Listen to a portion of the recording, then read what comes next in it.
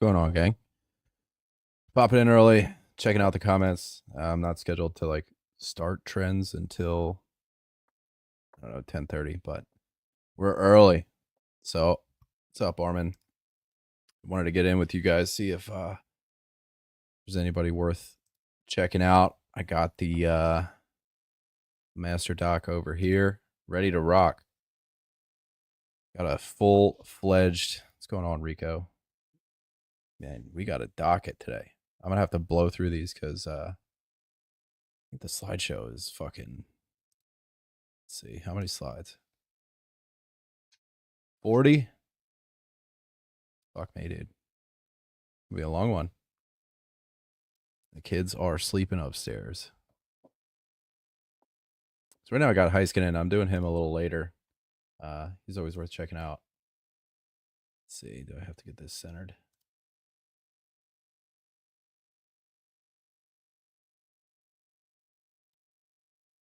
I'm going to pop that away. Get a little more height, and we should be all right.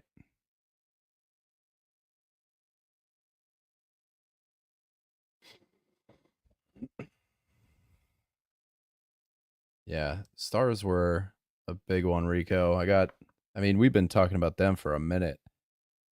Wyatt Johnson seems to come up every single episode. And I mean, we're going to touch on Jason Robertson, Heiskanen, stars in general. So, what I had planned for this episode's different than any other episode is that I'm going to be looking at teams and team sustainability because Edmonton seems to be turning a corner. But there are teams out there that are just like so different than what we expected coming into the season, and it's just so wild. All right, I'm not liking these AirPods. I'm going to switch them out, so forgive me here a sec. Feels like I'm underwater. I don't like that. Hopefully this doesn't fuck with the microphone at all.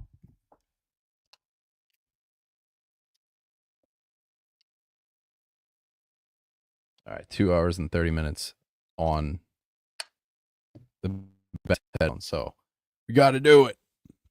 All right, Armin, would you drop Shabbat, Lehkonen, or Monahan for Schmaltz or Druin? Contact jersey today. I am not a Druin fan at all. So as far as I'm considered, we're only talking Schmaltz here. Druin is an NPC, even when he's got the best deployment. Like, you remember when Velarde was cold as fuck? That's Druin, like, all the time. So I don't like, if you want somebody to talk you into Druin, it's not going to be me. Let's see. Lehkonen, I don't think I would drop him. Monahan's a center, though. If you got way more wingers than centers. I feel like Shabbat is not someone worth. I'm going to dig in. He's one of the listener submissions today. So we're going to talk a little Shabbat. I didn't do any like pre-production or research on him. So it's all going to be gut takes when we get to the end. But I know Utah has like a really, really good schedule next week. So I think what I would do, let me see if I can pull it up. I think the best thing to do at this point would like, yeah, if you're going to wind up dropping Schmaltz, then, or if you're going to drop Monahan rather, to me, it's either Shabbat or Monahan, and I really don't want to get rid of Shabbat because defensemen are hard to come by. So I'm gonna look at next week just to see if there's a like a hint for this one. So let's share this one instead. I'm looking at.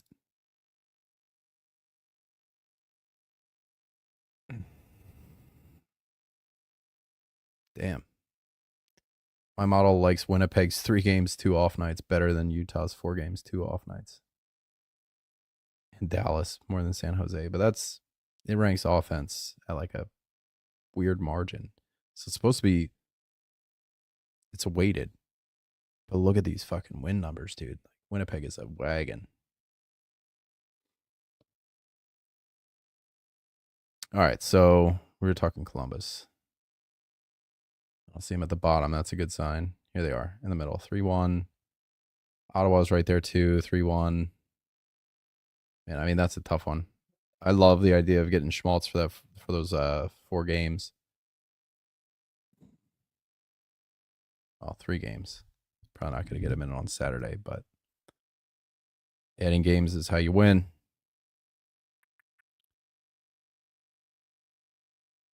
Oh man, that was such a. There were so many good games, Rico. I'm not ditching you here, Armin. I'm kind of like avoiding the question because it is a tough one, but I am still thinking about it.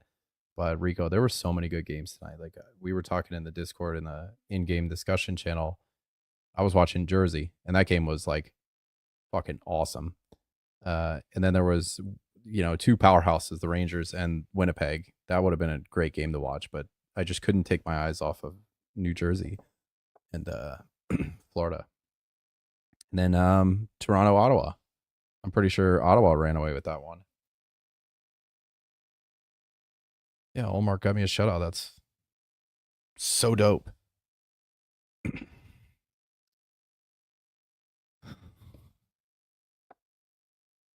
Just sing songs about Timo. This is for you guys. I got a fucking graveyard of these little, what do they call them, nips?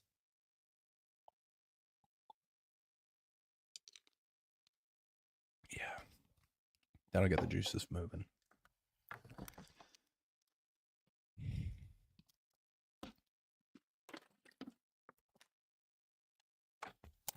Meyer got a goal tonight. All right, I want to land on something for Armin here.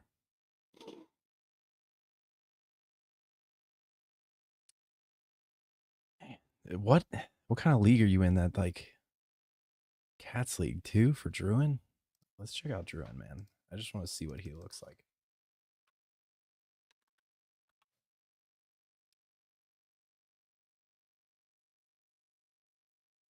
He broke my tool. He broke it. Look. It's nothing but NA. Like it says not an ad. NA, not an ad. So even the universe thinks you shouldn't do it. It's got to be Schmaltz. At least that's the answer you're going to get from me because I really don't like Jonathan Druin in fantasy at all. I'd rather have Miles Wood, who was practicing today too. In a Cats League, hell yeah.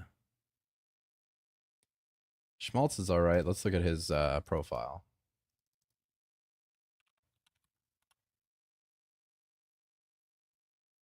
So it's going to be offense. He's not getting you any bangs. Look at those percentiles. That's not a Cats guy. But he's getting you the points. The points are easy to find. Can't find Utah. Oh, because it was Arizona last year. That's fucking dumb. Man. Really start me off with a stumper here. I haven't even scrolled down to see the new comments or anything. Would I drop? I feel like if it's this tough of a call, I want to say no, that I wouldn't drop any of those guys. Monahan did have a slow week, but that line is just dominant. So dominant. I wrote about it in that Dauber article that I dropped today. Like Chinikov, Monahan, and Marchenko. They're just such a good line. So I see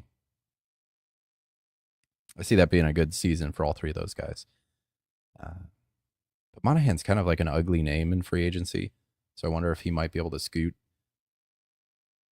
If he's just got to make the swap for like 1 week. Yeah, that's where I'm going to land. If I had to, 16-man league. Yeah, Monahan's not going to make it. Jesus.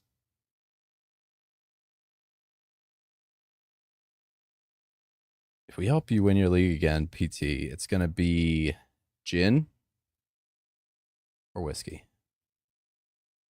I guess I could get behind rum. But it's been a while since I've had any rum. Like gin or whiskey. And gin is like, I never do gin straight, just gin and lemonade. All right, here we go. JT Miller. All right. So I have a whole thing on JT Miller. We're talking JT Miller today, like deep dive JT Miller shit today. So, yeah. And it's not good. I do kind of think he is battling injury, but I tried, like, if you go to Natural Stat Trick and like just check out where he ranks this year compared to last year for like shots on goal, like everything he's known for, right? He's not doing any of it. Any of it. So this is what I want. Yeah, let's do it. This is what worries me. Almost 30% drop in hits. Like that's Miller's calling card, because he's always been the guy that gives you points and hits. And the points are down 35%. The hits are down 30%. The blocks, like, you used to be able to count on close to a block a game. That's not winning you weeks, but it was contributing. Like, how do you eat an elephant? You eat it one bite at a time. That's how you win weeks. You don't get guys that, swallow an elephant whole. That's Connor McDavid. But yeah. And then a lot of his like natural stat trick ranks, he was in like the hundreds and hundreds, and it was just terrifying. Well, Armin Chinnikov's been up and down. Let's check it out again. Let's check out the shift chart. When did Columbus play? There we go. Versus Anaheim. So let's see. Who do they put out first? Monahan, Marchenko, Fantilli. That's where it started. And then let's see what period 2 looked like. Monahan, Fantilli, Marchenko. Kept him there. They did keep him there. But I've been seeing like line combinations that go up and down and up and down. I just saw Chinnikov, Voronkov, and Sillinger. Yeah. Let's check out how the time on ice split. Yeah, so that was technically a line too. Tilly with the most time on ice. How about that? I love how top heavy this is too. Like their top 2 lines are just chewing it up. 13 minutes is the highest time on ice for line 2. Like this is what you want to see. This is the complete opposite of what Dallas is doing. And I get into that a little later too. Like I think it was like a minute and 30 seconds separates the average line 1 time on ice from line 3. And Pete DeBoer, like, I'm almost rooting against Dallas for the general interest of everybody in the fantasy community, because I want them to start losing so they fire DeBoer. I can't do it. He's bad for fantasy. Ooh, I'm going to tell you right now, I don't like American whiskey. We'll do bourbon. But Canadian, Irish number 1. Canadians up there too. Like me a good caribou whiskey. I want to show you something else here. So let me see if I still got Money Puck open. Jesus, I have like 45. What happened to usually have music rolling. Oh, I guess my speakers are still going through the headphones. There we go. There's my music. I like to have a little like background shit. Yeah, let's rock that. All right. So this is what I like with I know I have to switch it. So this is where I start kind of like getting off with that line. 70 minutes, offensive lines only. And then you start sorting. Look at this. Chinnikov, Monahan, Marchenko. 5th. Better than McMichael, Dubois, Wilson, which I guess they weren't. They were a thing for a while. They still are a thing. That's right. Poitras is up there. DeBrusk, Miller, Besser, number 1, Colton McKinnon. Like, Martinook, Stahl, Jarvis. Did that happen like this week? Because I know Martinook had a fucking week. Expected goals for, here we go, per 60. So we're doing it on a even keel. 14th best in the league. Better than that Protoss line that's doing phenomenally right now.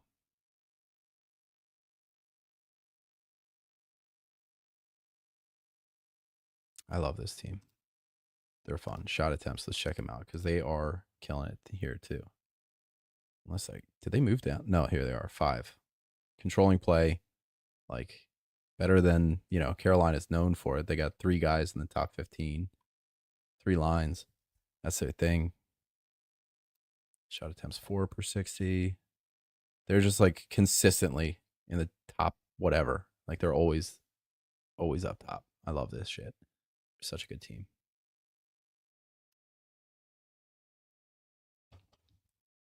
All right, what time is it? 10:25. Are you still? Yeah, Mitts. Here you go. Nuke's been seen on power play 1. Mitts on C. On power play 1, they have Mitts at number 1. Yeah, I think Lekkonen's going to keep power play 1, line 1. I don't think Nuke is in jeopardy of losing power play 1 until Colton comes back. They play the same role, that net front. And I don't know like who they're going to favor in that case. Because I do think that Colton winds up at even strength with McKinnon and Rantanen again. Because they're going to want to spread out. Like that first month this season where they were a one-line team, that's probably giving Bednar nightmares. Like they're just going to want to spread things out. And I think if Colton, like if it's not broken, don't fix it. So my guess would be they can have, a $900,000 guy on line 1, and it works, right? And then you got Lekkonen. You could spread out a little bit. You can have Lekkonen, Nishushkin with Mitts on line 2, and then I guess ideally Druin would be working the door at Costco, but he'll probably be on line 3. And then I don't know, get rid of TJ Tynan.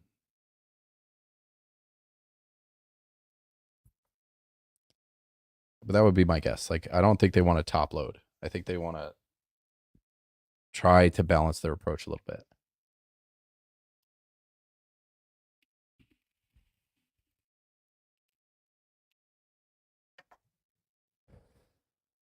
We'll see what they do. Like that power play 2 is kind of ugly right now. So I think having somebody like Middlestat on the second power play, like even if it's just for faceoffs, that'd be a big help for them.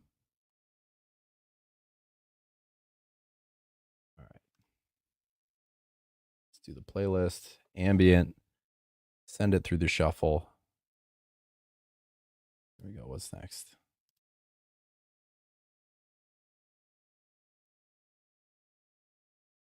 Song has words. Doesn't count.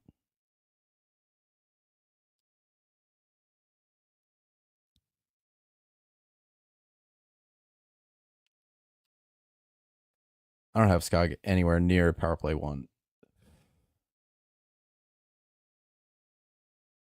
I just don't think his body's going to be there for it. Yeah, I mean, it does seem like they're kind of like soft launching him retiring. Oh, there was a setback. Like he was really trying, but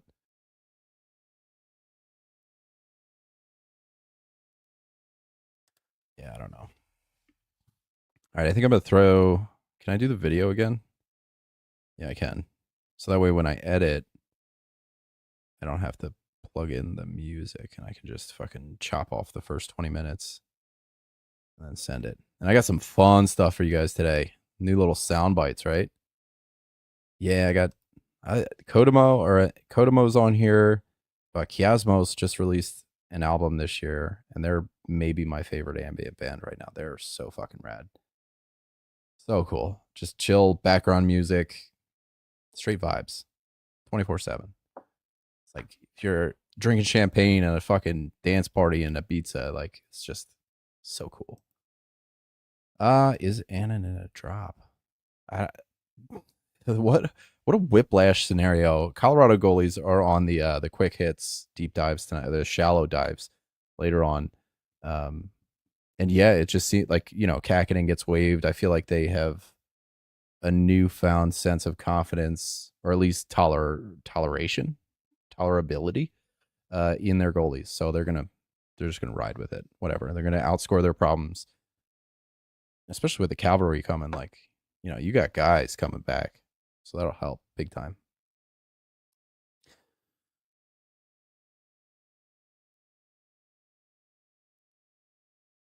Oh yeah, you got to check out Kiasmos then.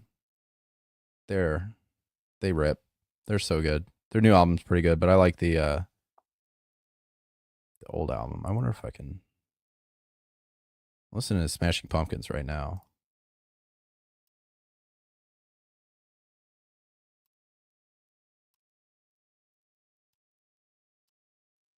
All right, I'm gonna roll the video.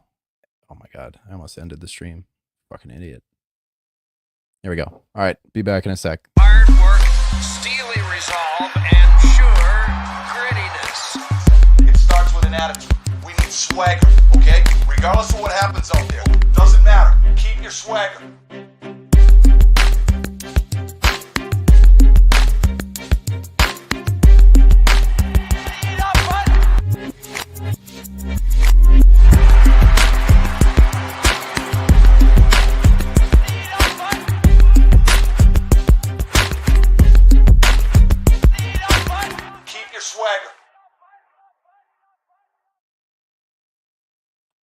Hello, everybody. Welcome to the Five Hole Fantasy Hockey Podcast. I'm your host today, TJ Branson. We got the, what do you call it?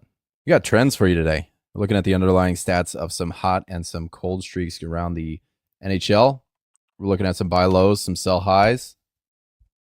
And we're going to talk a bunch of really struggling teams. As you can see in the thumbnail right there, Dallas is going to be a highlight of some cold teams. Boston, Vancouver. Got some hot teams, too, that we're going to be talking about. The Washington Capitals, Winnipeg Jets, and Vegas Golden Knights. It's Tuesday, so I guess this is Trends Day Wednesday that the podcast is going to drop. But that's not going to stop us from getting to it. I wasn't feeling it last night. I'll tell you, they call it a pink eye. So you guys know what a red eye trip is. For us, red eye usually has like a 24-hour or longer layover in the middle. So you can sleep when you get there, walk out and about, come home, sleep again. This one had I think it was an 11-hour layover. So like I got to Phoenix at like 11 o'clock local time. And I just wasn't fucking tired. So I was like, all right, I'll start walking. I'll go out until, I am tired. And it just didn't work. So I was fucked. I think I was up for like 30 hours straight. And that was brutal. But yeah, I didn't feel like it last night. So thank you guys for your patience. I promise I put some extra effort into this one to make up for it. If you guys want to find us, we're on Twitter at FHF Hockey. We got the Fantasy Hockey Discord, probably the best Fantasy Hockey Discord in the industry. The biggest Fantasy Hockey Discord, I can say that much for sure. Yeah, we're on Twitter, YouTube. You guys can find us pretty much anywhere that I don't know. We'll see. Let's get into some news and notes from around the league. Mark Stone still day-to-day. Cole Caulfield leads the league in goals. That's impressive. I had to scroll down quite a bit to find him for shots, which was a bit strange. And then that'll be, that's evidenced by his 30% shooting percentage. But we'll see. I mean, crazier things have happened. You guys remember that William Karlsson season, the first one in Vegas, where he shot an insane amount. I wonder, like, if we were to put an over-under at 55 goals. I think he's on pace for 70 right now, but 55 goals, would you guys be going under or would you be going over for Cole Caulfield? Tage Thompson left yesterday's game. Montreal-Buffalo did not return. No update there yet. Still waiting to hear from that one. Georgiev got his third start in the row, and we were talking a little bit before. Armin in the chat here was talking about Annunen. Like, the tides have shifted, certainly with Colorado goalies, and they do come up later as a listener submission to kind of shallow dive on that one. Jamie Drysdale is on IR. We've been hearing like 2 weeks max. He's going to be on the shelf. Jake Wallman's day-to-day. Duclair is eligible on Thursday to return for the New York Islanders. I don't know if he's ready, but he's eligible then, and Barzal is eligible on the 25th of November. Besser is day-to-day. Lekermaki was called up for Vancouver. He's playing on Power Play 2. And I think at the time of writing this, he was on line 1, but I think they changed that. Can't remember if he was legit line 1 for even strength. No, DeBrusque, Pedersen, Garland. Lekermaki's with Miller and Suter. So still in the top 6, and those Canucks lines, they Pettersson's written on line 1, but at the end of the game, it could very well be the Miller Lekkerimaki line. So we'll see what happens there. A lot of buzz around him. He's like one of the top added players in fantasy right now. So crazy. 3 goalies in Colorado. That's over. Capo Kakinen is on waivers. He was claimed by Winnipeg, and I claimed back by Winnipeg, I think. Didn't he play for? I forget. Georgiev and Annunen are the 2 goalies remaining there. Anthony Mantha out for this season, ACL surgery. That's a bummer. Calgary was a weird team early in the season, and I kind of wanted to see, like, everybody wants to see a bounce back, but it was just nice to see everybody kind of clicking there. Landeskog, Miles Wood, Val Nichushkin, and Jonathan Drouin are all skating. The Cavalry's coming in Colorado. Drouin was in a full contact jersey, and they're looking like they're going to get him back pretty soon. Nichushkin is due back on Friday, and I can't wait to see the lines and how they shake out that way. Some more news notes here. John Gibson returned for Anaheim, and just at the worst possible time for Lucas Dostal, because Dostal dropped 3 straight.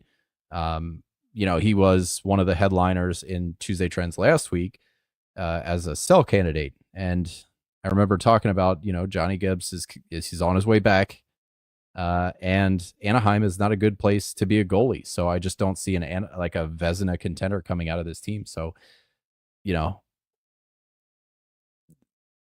I wish I could say I hate to tell you that I told you so, but I don't, because I did tell you so. So I don't know. Johnny Gibbs had a .950. He took the win and made 38 saves in his debut. Right now, he's second in the league in save percentage, for what it's worth. Small sample size, but still. Yep. All right. So Austin Matthews, at the time of writing this, I wrote doubtful for those of you looking on video. He's not going to play tonight. So it is Tuesday. He's not playing. Did not play. Max Pacioretty is week to week. That's brutal. Dante Fabro was claimed by Columbus from Nashville. He's playing on the first pairing. David Jiricek is going to be the one getting pushed out of the lineup, it seems. And that's actually kind of neat. Fabro getting a change of scenery. That's cool. Lars Eller was traded from Pittsburgh back to Washington. And I'm very curious to see how the lines are going to look there. Lars Eller is kind of your quintessential 3C. So I don't know, like their top 6 right now is locked in. Like Washington, their top 6 can do no wrong whatsoever. So the bottom 6 is going to be a little strange, but Mangiapane, Eller, and Vrana as your line 3. That's not bad at all. They just turned a top 6 into a top 9. Dig it. Sam Bennett was out tonight for Florida. That was a hell of a game to watch. Absolute hell of a game to watch. New Jersey and Florida. That was a ton of fun to watch. Spencer Knight looked really, really sharp. All right, let's get into some line combinations and lineup trends to start this off. Lane Hudson was getting some run as QB1 in Montreal. That's fun. Mike Matheson was always like this underrated dark horse, like solid fantasy asset. But if he's losing power play 1, that's going to be a huge hit to his value and a huge gain to Lane Hudson's value. So keep an eye on what happens with their power play situation. The fantasy profile for both of those players is going to change drastically if Hudson does take power play 1. And I wonder, like, that's a team that very well could run 2 defensemen on the power play and really not, it wouldn't be a problem, I don't think. I feel like I'm talking shit on their forwards, but I'm not meaning to. Slafkovsky was back on line 1 with Suzuki and Doc. Caulfield was with Evans and Newhook. Here's an interesting one. We're going to talk about this a little later as we get into Boston. Hampus Lindholm is getting power play 1 in Boston. McAvoy's on power play 2. And I have a feeling it has something to do with the fact that McAvoy has 1 point in his last 15 games. So, I mean, it was a long time coming. 15 games that's a lot of leash from Montgomery. So here it is. Malkin's back on line 2, just in time for him to give us left wing eligibility in Yahoo. So thank you, sir. Logan O'Connor's on line 1 with Crosby and Raquel. Philadelphia, Mishkov is back. He was on line 3 with Pelling and Richard. Richard looked pretty fucking good in that game to the point where, like, he was buzzing. I'm a Flyers fan, so there's obviously some bias there, but he was moving around a lot. very quickly. And I don't know if it was just playing with Mishkov or that's just raw talent on his part. But, this is not a guy I'm trying to pump up as like a must add or anything. Stupid phrase, but, he looked good. So I wonder if he sticks around for a little bit. In Nashville, Stamkos was on line 1 with ROR and Forsberg. Marchessault, Sissons, and Nyquist was line 2 there. Utah, Nick Bjugstad is getting line 1 duties with Keller and Schmaltz. Cooley's down on line 3 with Michelli and Dylan Gunther. And in San Jose, Ty Dellandrea is with Celebrini and Toffoli on line 1. Granlund was playing with Eklund and Zetterlund. The Lund line. Damn, Granlund, Eklund, Zetterlund. I didn't even notice that until right now. How about it? Let's get into some hot players. We're going to be doing deep dives on first the team and then some players of interest from those teams. So first up, we got the Washington Capitals. They're going to be the ones that kind of lead us off. And then we got the Winnipeg Jets and then the Golden Knights. So from the Capitals, we can think right off the bat, like Ovechkin's hot, Dylan Strom's hot, McMichael's hot. I feel like we've talked about McMichael, I don't know, 5 weeks in a row. He keeps coming up in those Dauber articles I'm doing, like, talking about the East. And I made a joke of it. Like, how many weeks in a row am I going to talk about Connor McMichael? So we'll see. Washington Capitals, at the time of writing this yesterday, they were 7th in the standings with a 10-4-0. Their goals for per game is good for 3rd. Their power play is tied for 31st. Brutal. Their power play is just not, like, they're doing a ton at 5-on-5, but their power play is not there. So keep that in mind whenever we're talking about, like, on ice shooting percentage or this or that, like anything that's kind of like, oh, they're going to regress negatively. The power play is also, quote unquote, entitled to some more productivity. So anything that happens negatively is also going to be met with that positive regression from the power play. And this again is also like kind of played into the word should. That if you listen to the advanced stats primer earlier this season, like should is a word that's gonna betray you in hockey and fantasy hockey. Like, yeah, things should happen, but it doesn't mean they are gonna happen. Washington Capitals at 5v5. They are 7th in the league in Fenwick 4, 19th in Corsi 4. That differential suggests that they are not having a lot of their shots blocked. Goals for, they're first. Goals for percentage, they're third. Expected goals for, they're third. Scoring chances for, third.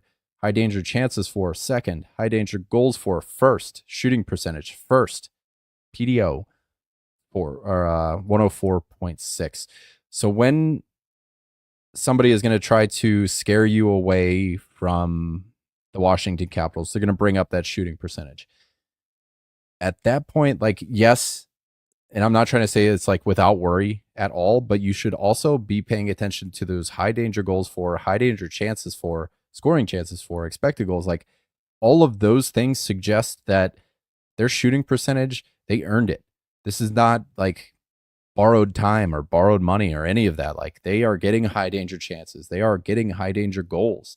They are getting scoring chances. So it's not necessarily that they're getting lucky. It's just they're getting to dirty spots and they're making it work. So if they can keep that going, this is nothing about this is unsustainable. But there's so many ifs and asterisks around all of that. So it's kind of shrouded in this whole, yeah, if like everybody can just continue being unsustainable, then it'll work. But we'll see. Like, I hate to cop out and just say we'll see, but that's exactly it. We will see.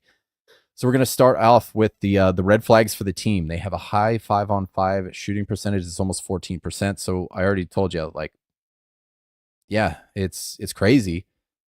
Their high PDO, it's +4. And that's coming with like a pretty bad team save percentage. So PDO is built by on ice save percentage and on ice shooting percentage paired together. Their save percentage is bad. So like for them to only be at 104 is kind of surprising. And that's due in large to team save percentage just being terrible. The green flags around the Washington Capitals right now is the power play is underperforming. So again, I'm going to come back to the fact that yes, their shooting percentage at 5-on-5 might drop, but anything that happens there is probably going to get washed out by the power play. Like if 5-on-5 starts to dip and the power play starts to come back, like if those two things can happen at the same time, then you're not going to notice anything. The offensive underlying stats are dominant. They're high danger chances for, goals for, expected goals for, shots for, goals for, Fenwick for, everything. They are dominating offensively. But their middle of the pack strength of season games that they've already played, and their strength of season future has the Caps with the 12th easiest remaining schedule. So again, kind of like middle of the pack. And strength of schedule, for anybody that doesn't know, is you take your opponents and find out like how good they're doing versus their opponents, like relative to their opponents, and you give them a power score and, you know, do all this fancy stuff. PowerRankingsGuru.com. Check it out. It's pretty cool. It shows you like how hard team schedules have been and how hard their schedules are going to be. It's that graphic right on the right of the screen there. Might be a little small depending, especially if you're watching on a phone or some shit, but there you go. This is where we're going to start to get into some of the players. So the red flags, green flags for different players surrounding this team. And we're going to start off with Strome. We're going to start off with the red flags here. Dylan Strome has assisted on 100% of Ovechkin's goals. There has not been a goal that Ovechkin has scored this year that Dylan Strome did not assist on.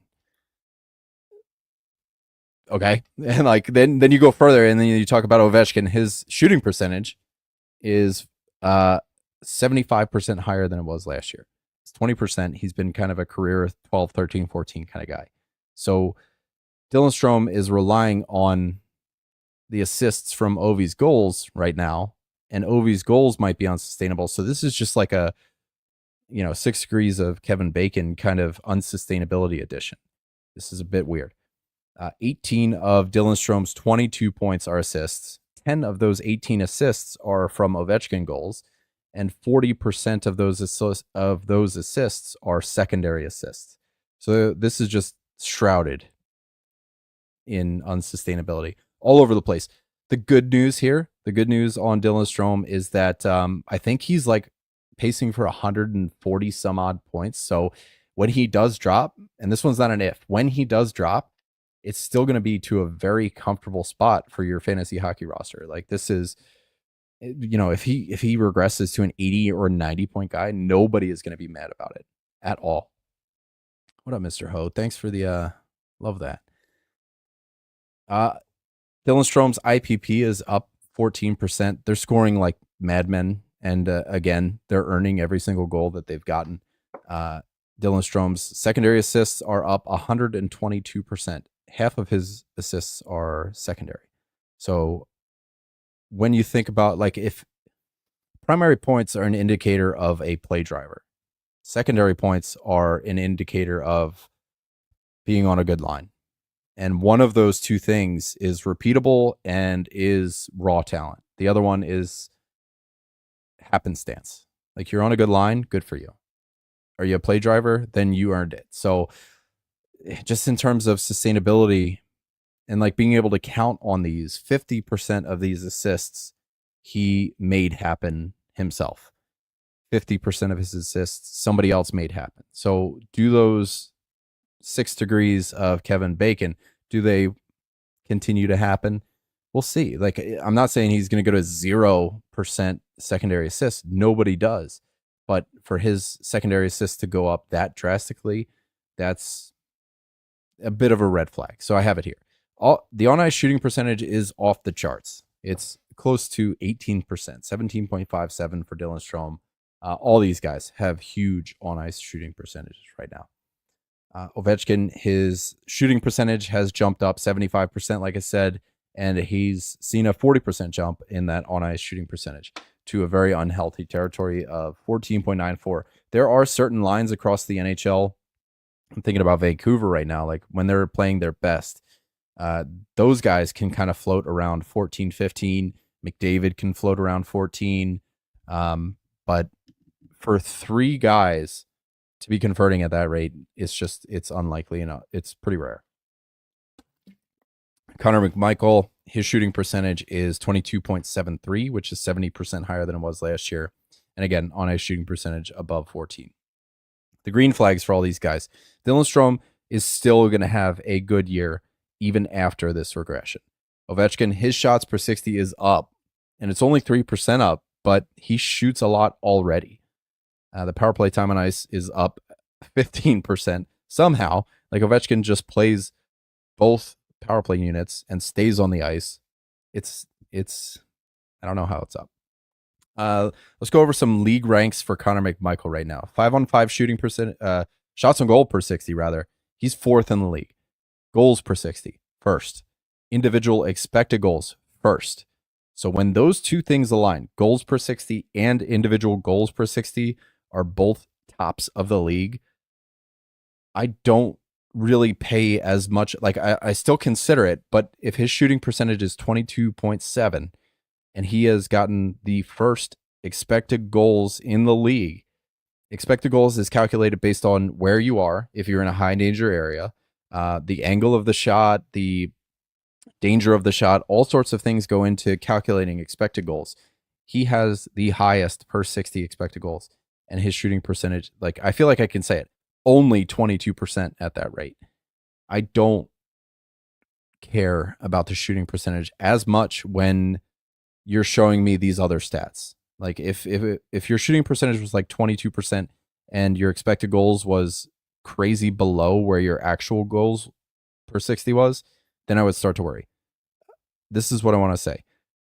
He is earning those goals. And this is truly, we're in the middle of the start of a breakout season. So I don't know where his ownership percentage was. I remember when we started talking about him, I think we were first on the case for McMike.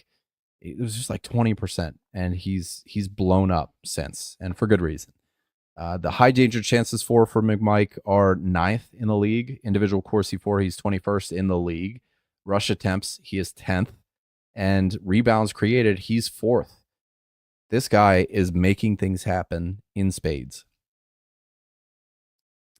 So here is the first player card that I kind of want to talk about. So I have Alex Ovechkin as a hold.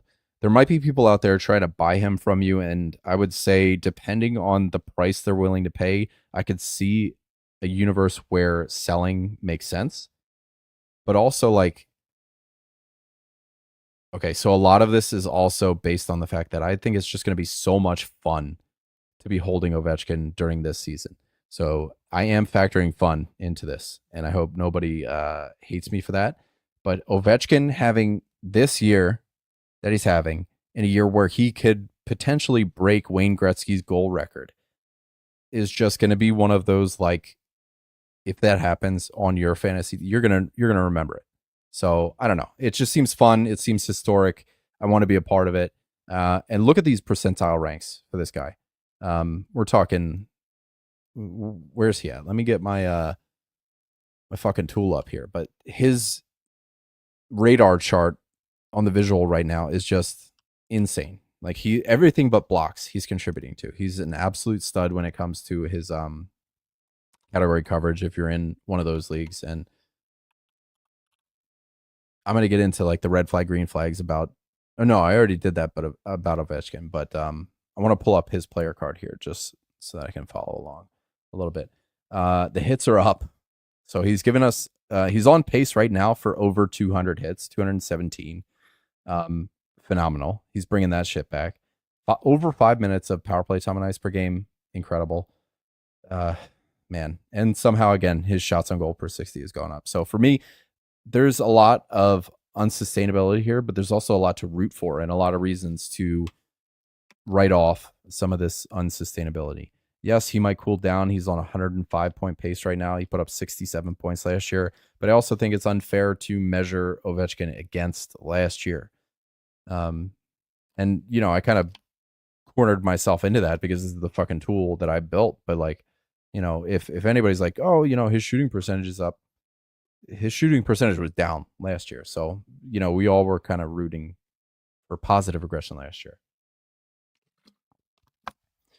Anyway, let's get into the next slide.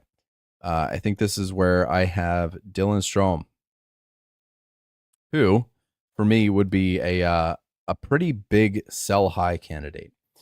He's on pace for 129 points. Let's just start and end the conversation there. Over under, guys. How's he going to do? Is he going to get 100? Is he going to break 100 points? That could be a conversation we could have because it very well could happen, but I also don't think. No. So for me, it's like that's an easy under. I feel like a safer easy under would be point per game. He had a pretty good year last year, but I feel like I would still bet the under on point per game. So if you can sell Dylan Strome right now as a point per game guy or better, if you can get back somebody who is comfortably a point per game player or better, I think in the long term you win that. There's just a lot here on Dylan Strome that leads me to believe that a lot of these assists are going to dry up. He's over an assist a game. So we're talking about a guy who's, pacing right now for putting up 95 assists. Come on. No. Shots on goal per 60 is down 13.5%. His secondary assists are up 122%. IPP is in an unhealthy zone at close to 85%. On-ice shooting percentage is 17.5. His PDO is 108. So that's insane. And he's, his power play data looks pretty good. He's on pace for 29 power play points. But again, this is a power play for the Washington Capitals that's underperforming at this rate. So you have to kind of take that for what it is. And Connor McMichael. This guy's a hold for me. There is so much here that I love and I want to have a part of. He's on pace right now for 94 points, so that's an easy under to bet as well. He's got 10 goals in 14 games on the back of a 22% shooting percentage. I think this is a guy that could probably flirt. Like he's got himself a bit of a head start here, so I wanted to say 30 goals, but I think he'll blow past that. He's already a third of the way there, and there's still 80% of the season left. He's doing pretty good. And he's got himself a head start. So I wonder if 35 to 40 is in the mix. That feels so high. But if any of these statistics can kind of carry themselves, that'll be great. Look at those shots on goal per 60. He's 11.08 right now. That's up 73% from last year. One of the best in the league at that. I would love to see that power play time on ice go up too. Like, is he getting power play 1? I feel like he very much should. Yeah, he's on power play 1. So why is he only getting 43% of the power play time? That's strange. Anyway, I'm kind of baffling myself a little bit here. McMichael's a hold. Again, mostly for funds. And I think he's going to be a lot of fun to own. But I also think we are definitively in the breakout season for Connor McMichael. His point space right now of 94 points, that's a hard under. So there is going to be a bit of a cold period where a buy low will come out of the woodwork. Maybe it's just a soft cold period that lasts the rest of the season, but I think it's probably going to be like one of those self-correcting 5-game pointless streaks that gets people really pissed off and just everything becomes right in the world and when it comes to math and all of that. Is that from last year or last week? I think I forgot to delete. I'm trying to see what this says. Yeah, that was from last week. So I'm moving on to the next slide here. The Winnipeg Jets.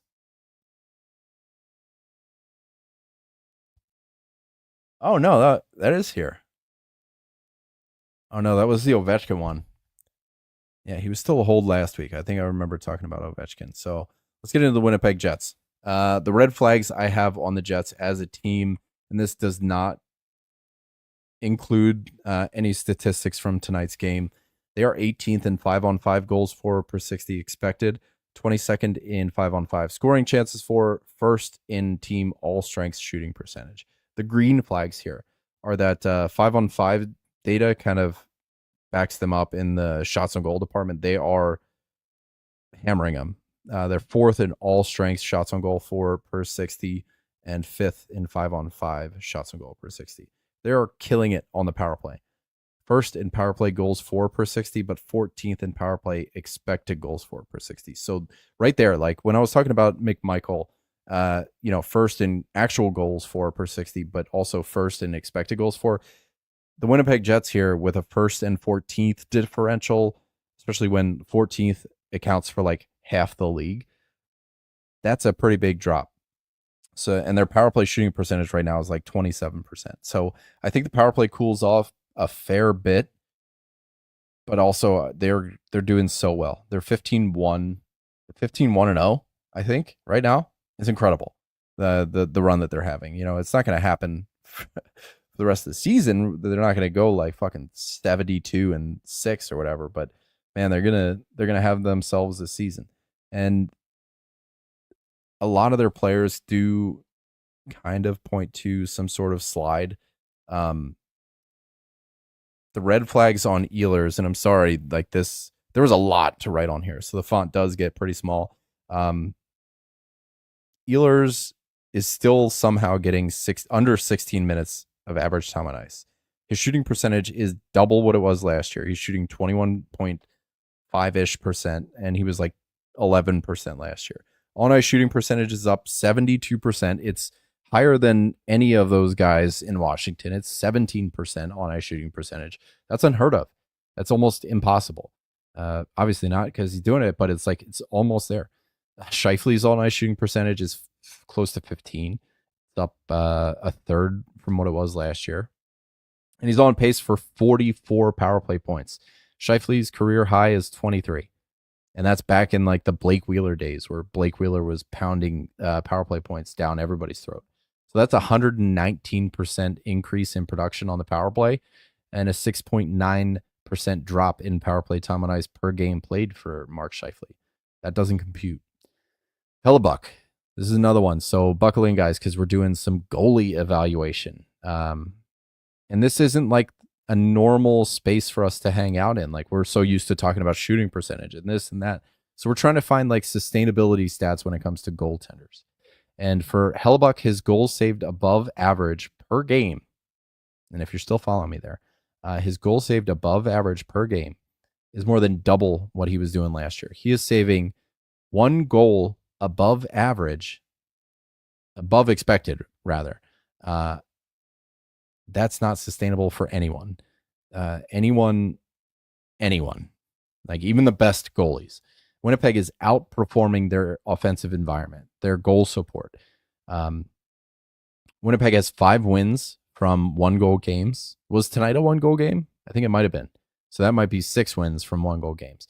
If that one goal that he's saving above expected goes away, or if you look at this, so their goals for is first in the league. They're scoring 4.45 goals for per game, and their expected goals for is 14th at 3.05 expected goals for per game.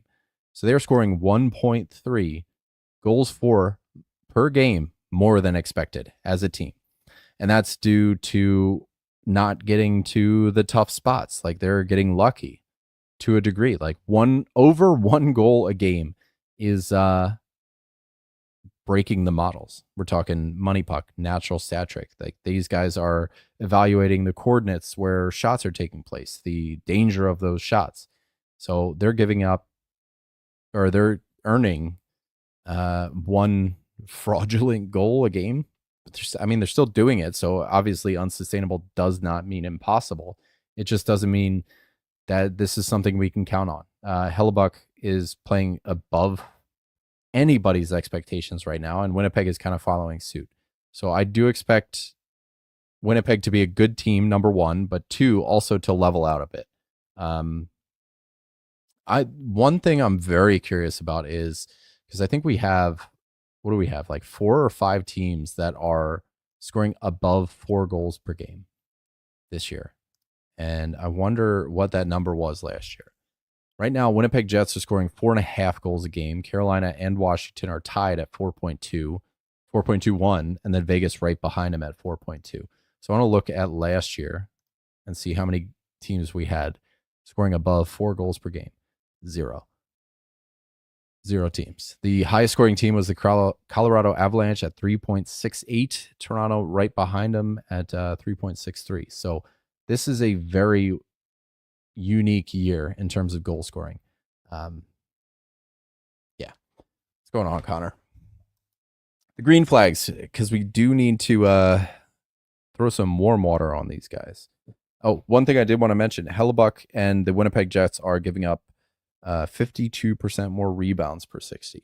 And those lead to high danger chances. You're in the red paint. Like that's a high danger spot, that home plate right there. And expected goals models do take into account the, what do you call it? How long ago the last shot was. So when rebounds happen, like things are boom, boom, and that creates more high danger chances. So they're going to be giving up more high danger chances. And for a goalie to be standing on their head like that, it just, I don't know. I don't buy it long term, but I also think Hellebuck is probably going to wind up the best goalie. You know, a lot of us kind of called this going into the season. He'll be the best fantasy goalie. He'll be the best goalie this year. Green flags on some of these players. Ehlers, he is getting consistent power play one time. He's getting 62% of the power play time in Winnipeg right now. He was getting 44% last year. He's currently pacing for 27 power play points, and that should be enough to prop him up over his 61 point pace last year. So I do think Ehlers is on his way to a fantastic year. The caveat on that is, knock on wood, he hasn't been injured yet. And that's kind of another one of his calling cards. His secondary assists are pretty healthy at 44%. IPP looks really good. It's down 10.5 from last year, and that's at 69%. So Ehlers looks really good there. I just wish he would get some more even strength time on ice and, either take more shots to flush out that super high shooting percentage or work his way around.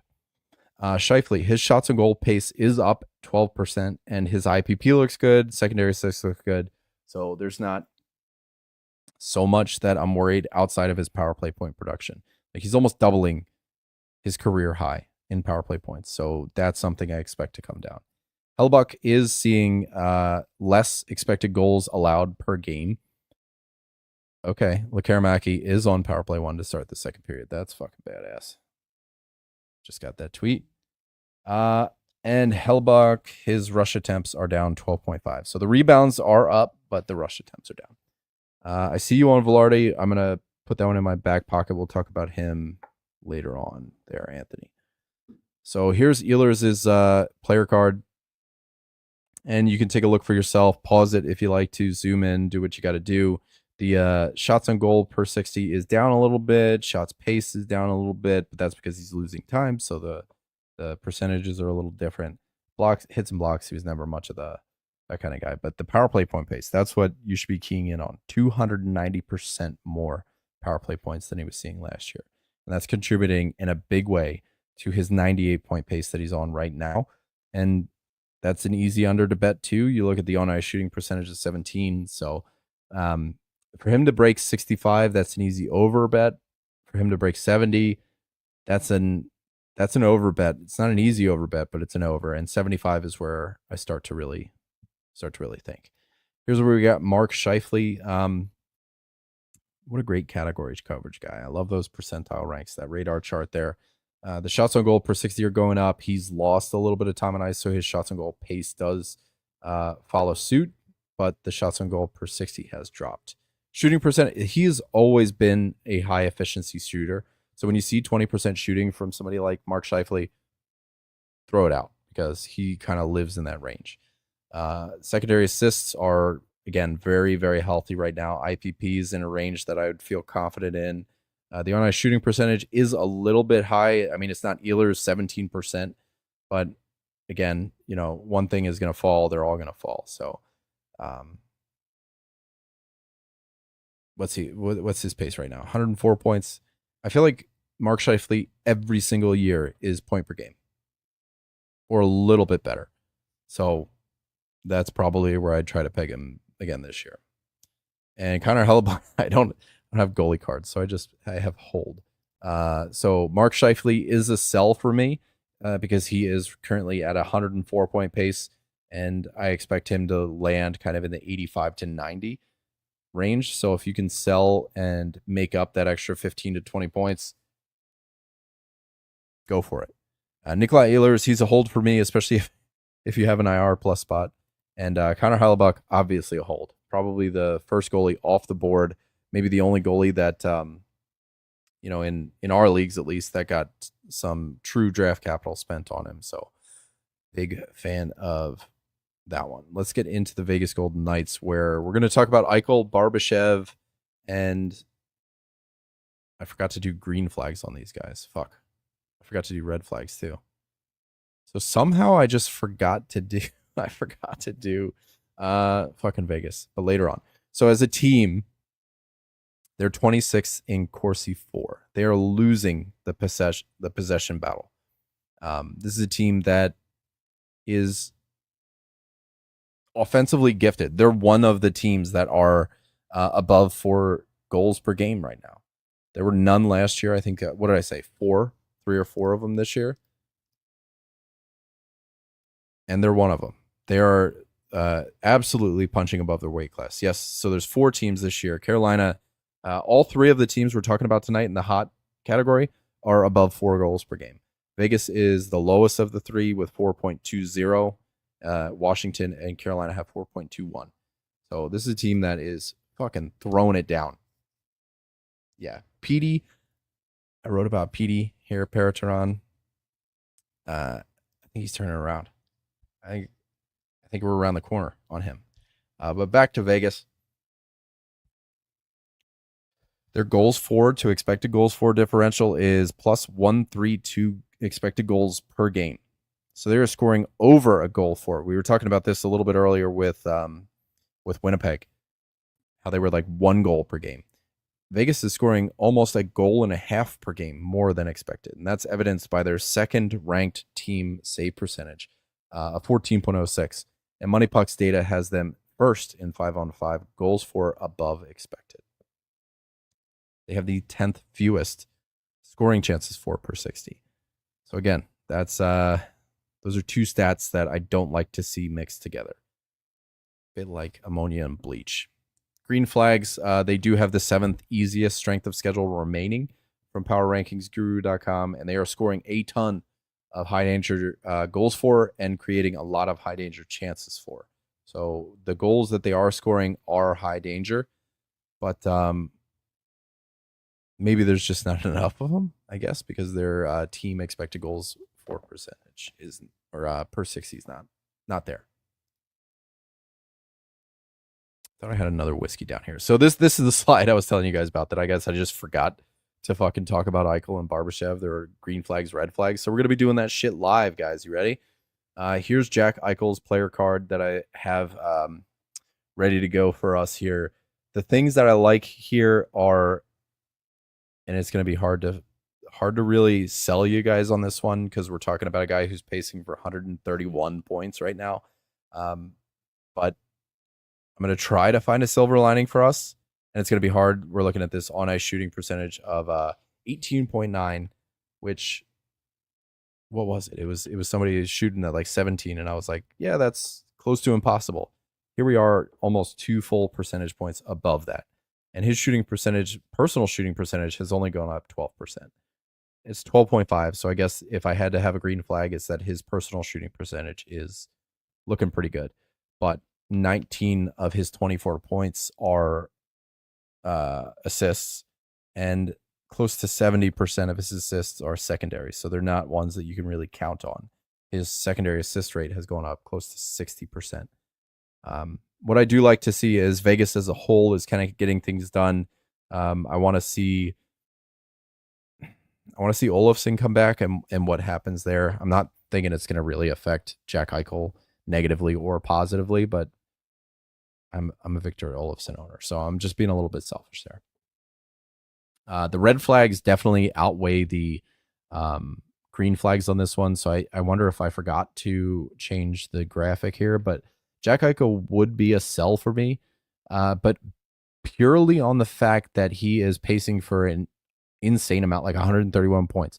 That's like a Nikita Kucherov level amount of points right now, and I don't expect him to land there for game 82. I don't. Um, Jack Eichel is notoriously injury prone as well, so I don't know if he'll even make it to game 82. But number one, you can get yourself, like, if you, man, this is a tough one because I can't even think of anybody that I would be really like targeting with Jack Eichel. But if you can get yourself a 95% or 95 point guy or better, that's like consistently there year over year. That's where I'd be aiming.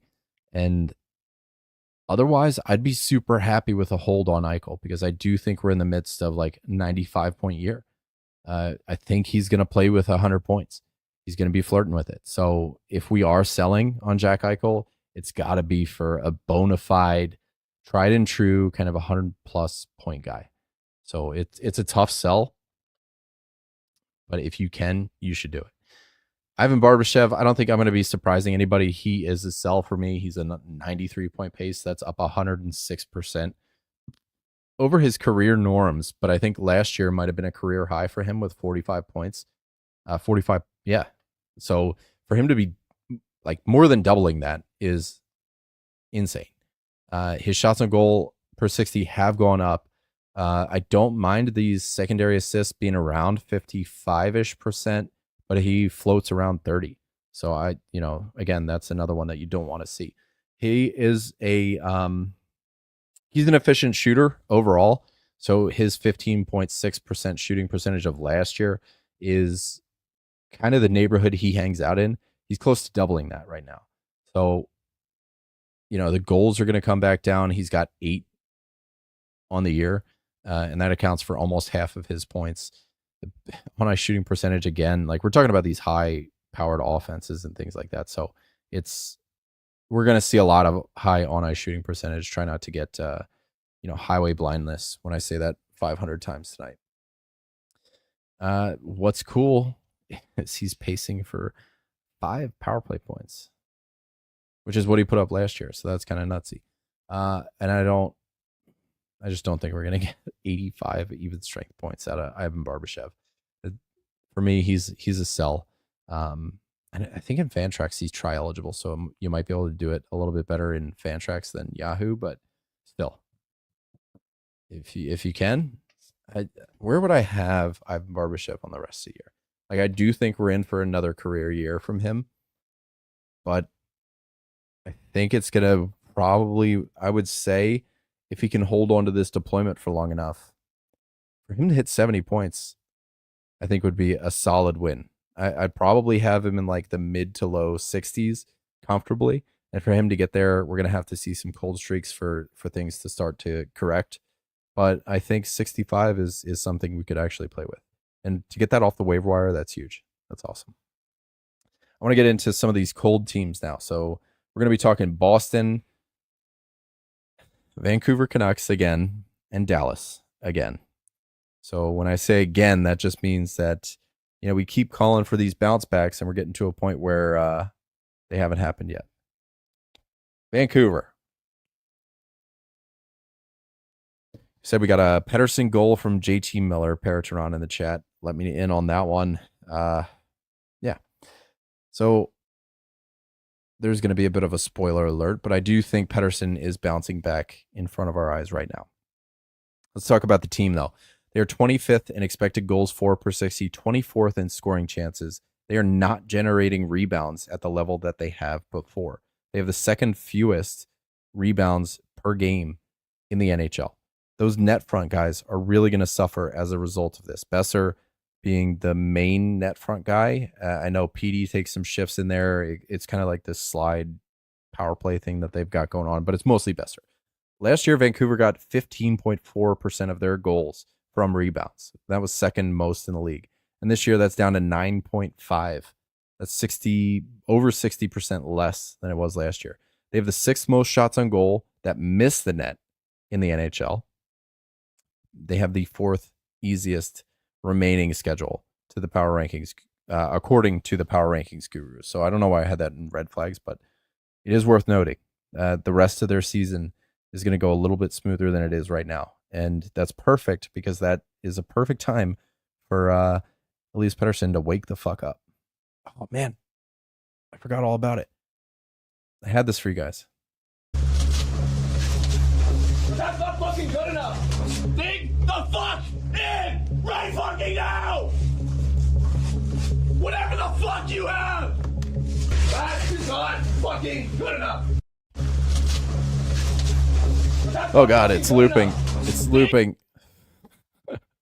I thought that was a fun little soundbite to throw in there. The green flags that I'm getting from Vancouver, they have the eighth. They're eighth in the league in 5-on-5 Corsi for percentage, so they are controlling play a little bit. Money Puck does have Vancouver as their seventh highest team in their power rankings, which is really weird because Vancouver is not really like, they don't have the profile of like a dominant team right now, but Money Puck, they see something under the hood that they really like. So I put that in the green flags because I trust what they're doing over there. They are fifth in high danger goals for per 60 and sixth in 5-on-5 goals for per 60. So I wonder if those contribute to the power rankings there. Last year, Vancouver was redlining a little bit. So it's unfair to be measuring them using last year as the measuring stick. Their power play has dropped 14%, not like 14% from 30 to 16, but 16% of a drop from 30%. Their goals for per game has dropped only 5%, and their power play time on ice per game as a team has dropped 39 seconds overall. So you remember last year they were getting work done on the power play, and that's almost half a power play a game, close to what 30-40% of a power play per game that they're not getting. Oh my god, I forgot to click. So those are all the words that I had just said. Oh man, let's get into some red flag, green flags on some of these guys. JT Miller, I think it was Paratoran asking about JT Miller. This is where we can deep dive in on him. I am not impressed by the stats that he's showing us. The biggest green flag I have for JT Miller is just based on rapport. Like, this is a guy who's been doing it year over year. And for him to not be doing it to this much of a level leads me to believe that there is most certainly something wrong. And you also think about him, he's not taking those faceoffs the way that he used to. So I wonder if it's a wrist thing, a shoulder thing, even maybe hips.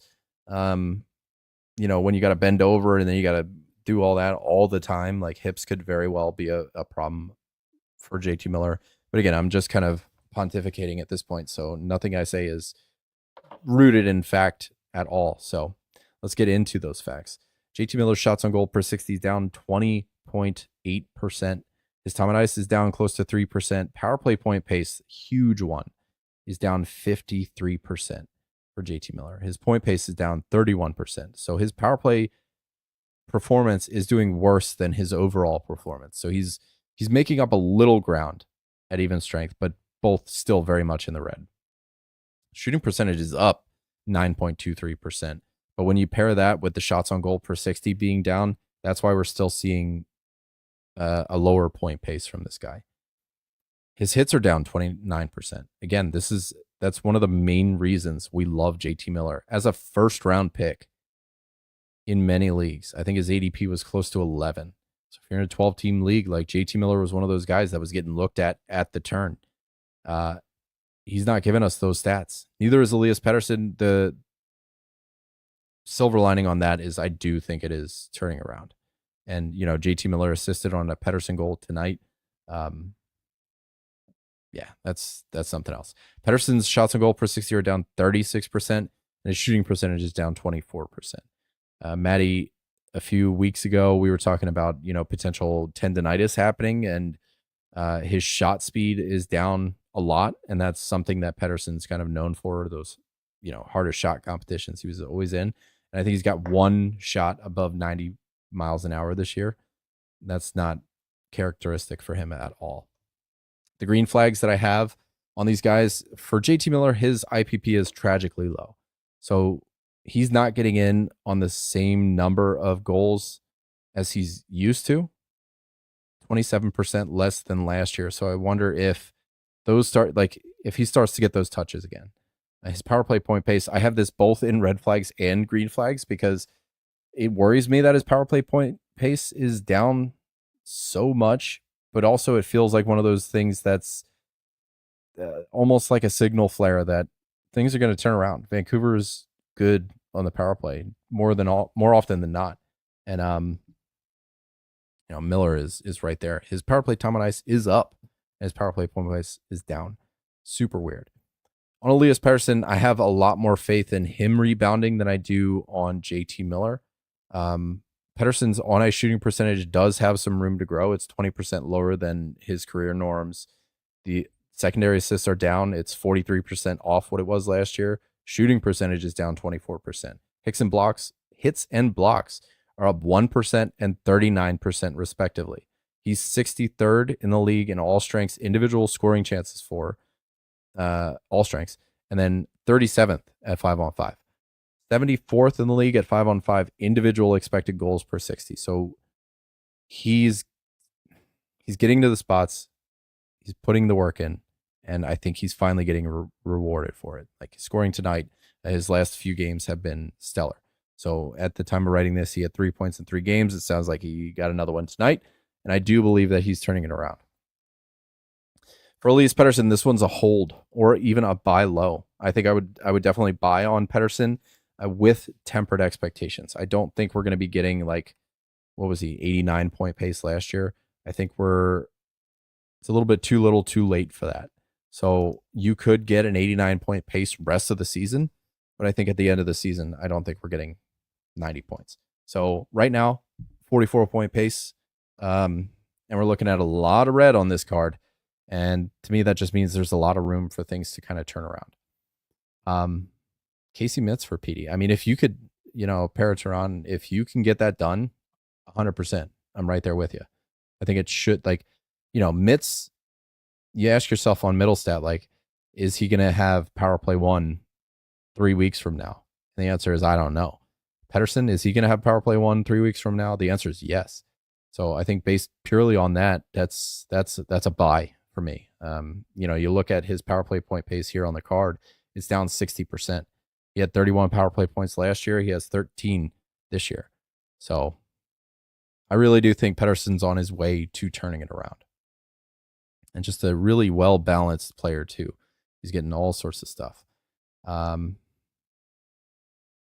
Miller, this is the next one. This one, I have hold and sell here for JT Miller. And that is because, I think what you wind up selling JT Miller for right now is not going to be even close to recouping value, or I don't know. Like, I just don't see there's any way that where you could make up. Like, you're not going to be able to trade for a first round pick or get value for a first round pick or early second, what have you. Like, you're not going to be able to turn Miller into any of that. So if holding is the worst case scenario, he's still on a 69 point pace right now. And I do think the power play points turn around in a big way. 40 power play points last year. He's on pace for less than half of that this year. So again, I do think Vancouver rights their ship a little bit and things start to turn around for a 69 point pace on JT Miller. I bet the over, and I bet it pretty quickly. I think we're not going to get 100 points out of the guy for us to get 100 point pace for rest of the season. When I say rest of the season, I feel like everybody's like, oh shit, that starts tomorrow. But I think, we're going to get at least that. So yeah, I mean, Anthony here in the chat is like, Miller's at least point per game. For him to go 100 point pace the rest of the season, he's definitely going to hit point per game by the end of the season. So that's kind of where I'm landing. I think we get right around point per game. I could see him going on just an insatiable hot streak for a little bit, getting 85 to 90 at the end of the year. But we're starting to talk about a new ceiling. What we want right now, especially if you're going out trying to buy, is point pace rest of season. And I think we're gonna wind up in that 100 point range, depending. Like the caveat on that one is that I don't know when it's going to start. I don't know when it's going to start, and I don't know if it's going to start. But if our floor is 70 points and that's the price that you pay in a trade for JT Miller, you're really treading water at worst. So And, the ceiling just gets so much higher. So if you can get a guy, 10 points in 10 games last, I mean, he had 9. This is where this kind of stuff gets really into it. So I'll share the screen here, just so we can get a bigger view of this. JT Miller in his last 11 games, that's what I have here. In his last 30 days, he's 9 points. So right there, that's a 67-point pace. In his last 5, he's only got 2. In his last 3, he's got 2. So there was a bit of a cold streak in between his last 3 and those 11 games. So it feels like just heavy points. So with the points tonight, Rico, you're right on par. Damn, did he score a lot tonight? How many points did he get tonight? Mine's updated to 13 games, and he has 11 points. Did he get 2 points tonight? That's something else. Good for him.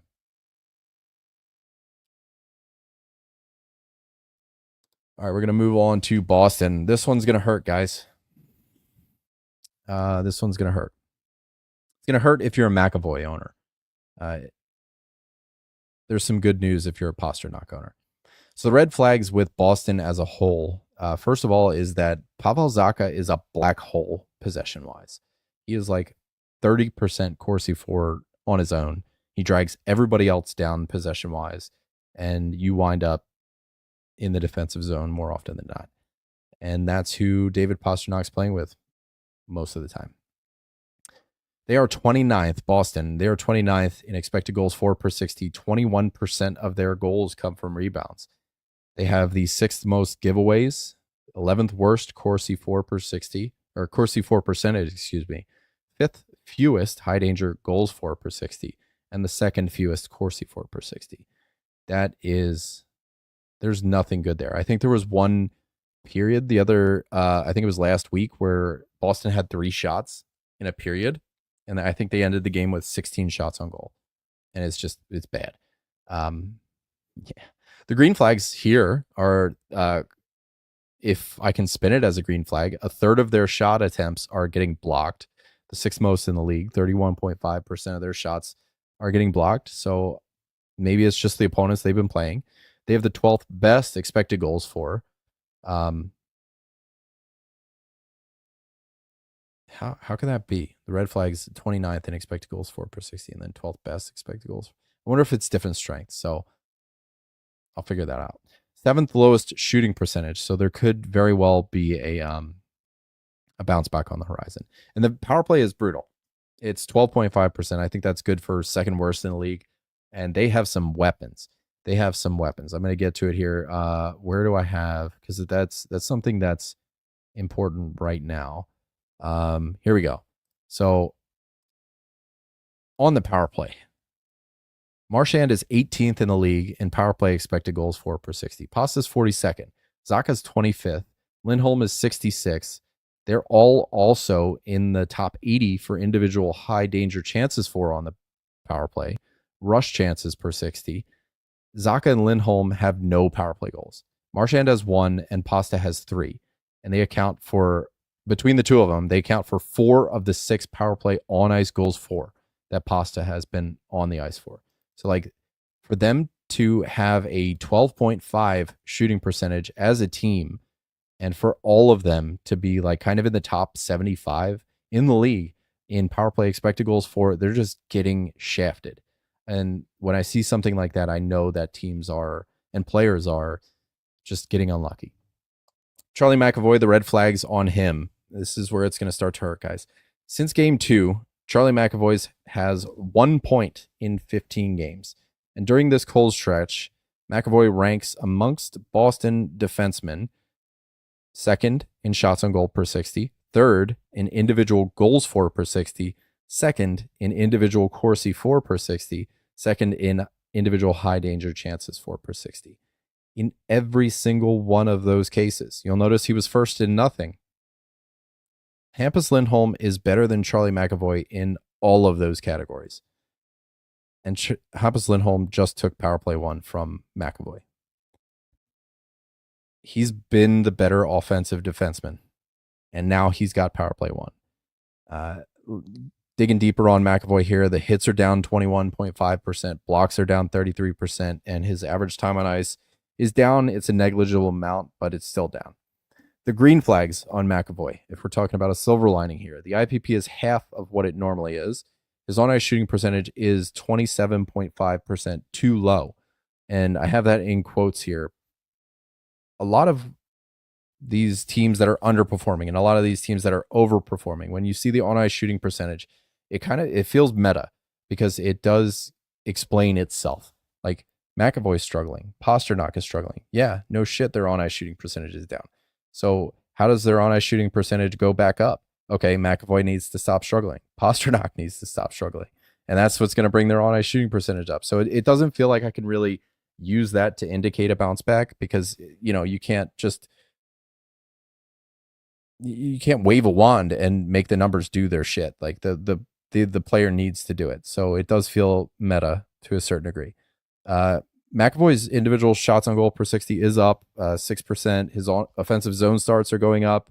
So they have other guys that they can be playing in defensive zones. So his role is changing a little bit.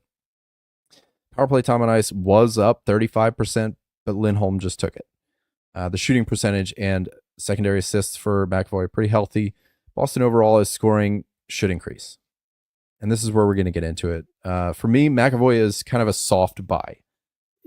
And he's a soft buy because I think if you're buying what he did last year, a 52-point pace, you're losing that. But if a 40 to 45-point guy, and I feel better calling him a 40-point guy, especially if this power play thing doesn't work out for him. Like a 40-point guy with decent peripherals is worth a roster spot in your league. I think McAvoy's a buy. If you can wait it out, I think we can get kind of a half point per game rest of season type of guy. You look at these hits, these blocks, these shots on goals, even the power play points. Like last year, he had 14 power play points, and he was still one of the top defensemen in fantasy. So he's not a huge power play point producer. So if he loses power play one, are we really that upset about it? Yes, but like, is it a deal breaker? I don't know. What is a deal breaker is 1 point in his last 15 games. That shit sucks. And Pasternak, this one, I felt there was an aha moment for me when I was looking into Pasta.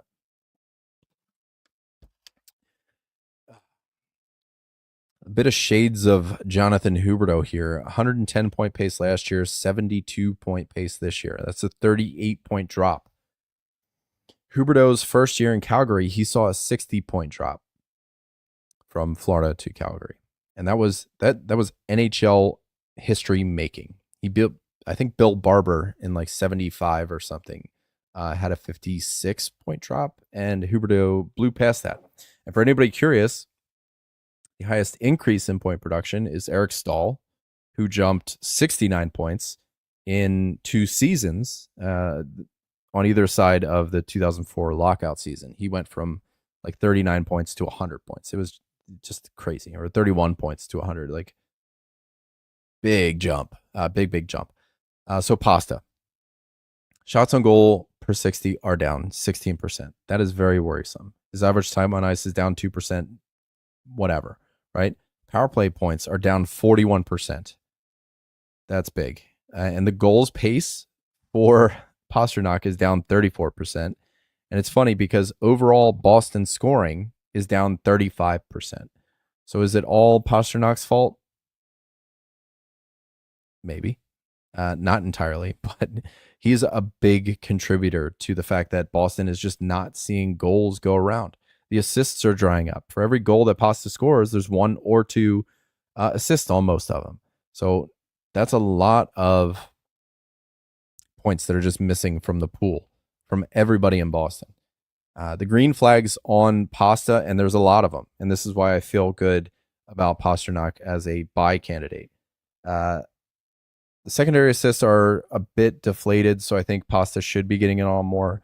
The on-ice shooting percentage is down 35%. Again, this feels meta because, you say, oh, once Boston figures their shit out, so will Pasta. But the problem is that he's part of the problem. So, yeah. Power play is due for a bounce back. Pasta's power play points are down 41%. His power play time on ice is up almost 30%. And going back to those statistics that I talked about all the players in the cast of characters that are on that top power play, Pasta's 42nd in the league in individual expected goals for per 60 on the power play. Zaka 25th, Lindholm 66th. Like everybody is in the top 80 for high danger chances 4 per 60, rush chances 4 per 60, and nobody is scoring. Pasta is 13th in power play, Corsi 4 per 60, 17th in shots on goal per 60, 22nd in 5-on-5 shots on goal per 60, but somehow 436th in 5-on-5 shooting percentage. That's a huge disparity. And there's a lot of me that believes that Pasta is going to turn it around.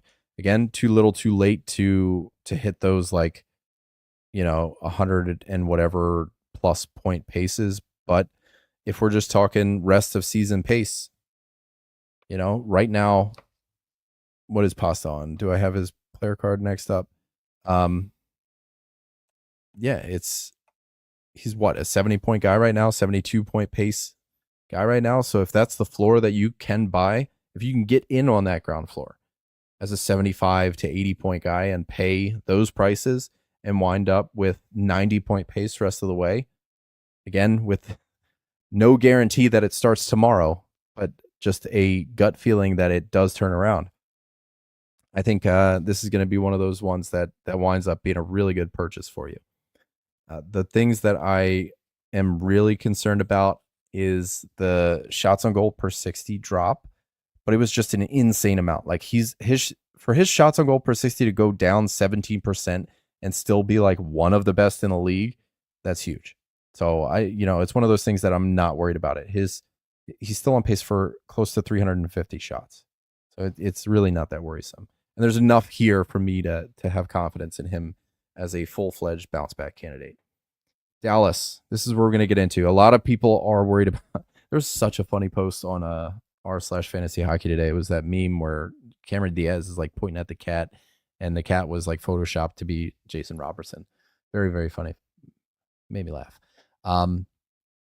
My biggest problem with Dallas is a problem that is not going to change. It's the time on ice dispersal. The 5-on-5 time on ice. I'm not going to read out a bunch of numbers at you guys right now. So what I want to talk about is the average time on ice of each line and the percent of each game that these lines are playing. Line 1 plays 20% of the game. Line 2 plays 19% of the game. Line 3 plays 12.5, and line 4 plays like 12. So it is a definitive top 6, bottom 6. But when I look at the season to date average time on ice of the guys that are on line 1, it's 13.8 or 13 minutes 8 seconds.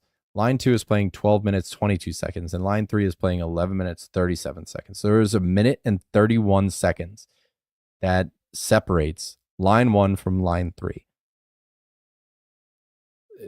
I have never seen a case of rolling lines that has been this. I mean, it's working. Obviously Dallas is one of the better teams in the NHL, but it's one of those like, they feel like New York Islanders plus right now, where they're getting it done, but it just sucks for us on the fantasy end of it because, you got Matt Duchene and Tyler Seguin leading the team in goals, and then everybody else has like 2 goals. So that's not fun. All the guys that we fucking drafted have nothing in terms of goals. So Dallas Stars middle of the pack in goals for per game. That's what I was looking up right there. Yeah, scoring is crazy spread out. So like I said, Duchene's got 8, Seguin has 7, Hintz has 5. There are 3 players with 3 goals, 4 players with 2 goals, and 4 with 1 goal. So you have a very top-heavy production cast, and everybody else is really not doing too much.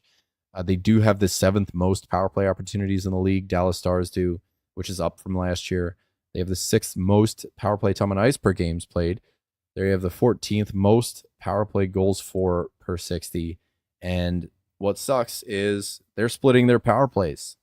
55-45, kind of a 60-40 split. Wyatt Johnston's getting, 58%, and Logan Stankoven's getting like 47. So somewhere in that middle ground between 55-45 and 60-40. The green flags on Dallas, they have the 8th best Corsi for per 60 in the league, the 5th best scoring chances for and high danger chances for, but they are 17th for high danger goals for. So they're just not converting on the many high danger chances they're getting. They are a good team. And that is one of those things that it feels like maybe they're not betraying us, but it feels like a mirage. Like it's like we're going to wake up from it at any point.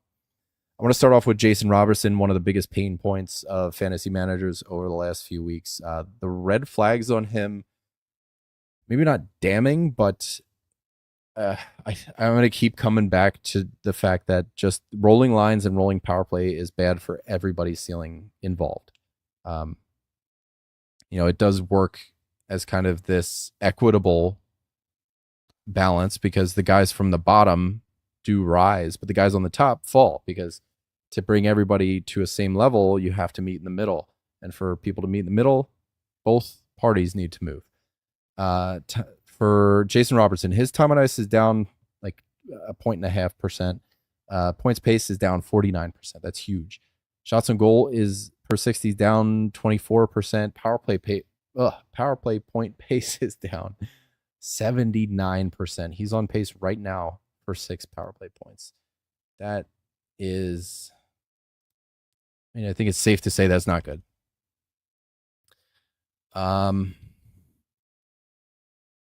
Yeah. Power play percentage is down 8.17%, but his power play time on ice is up.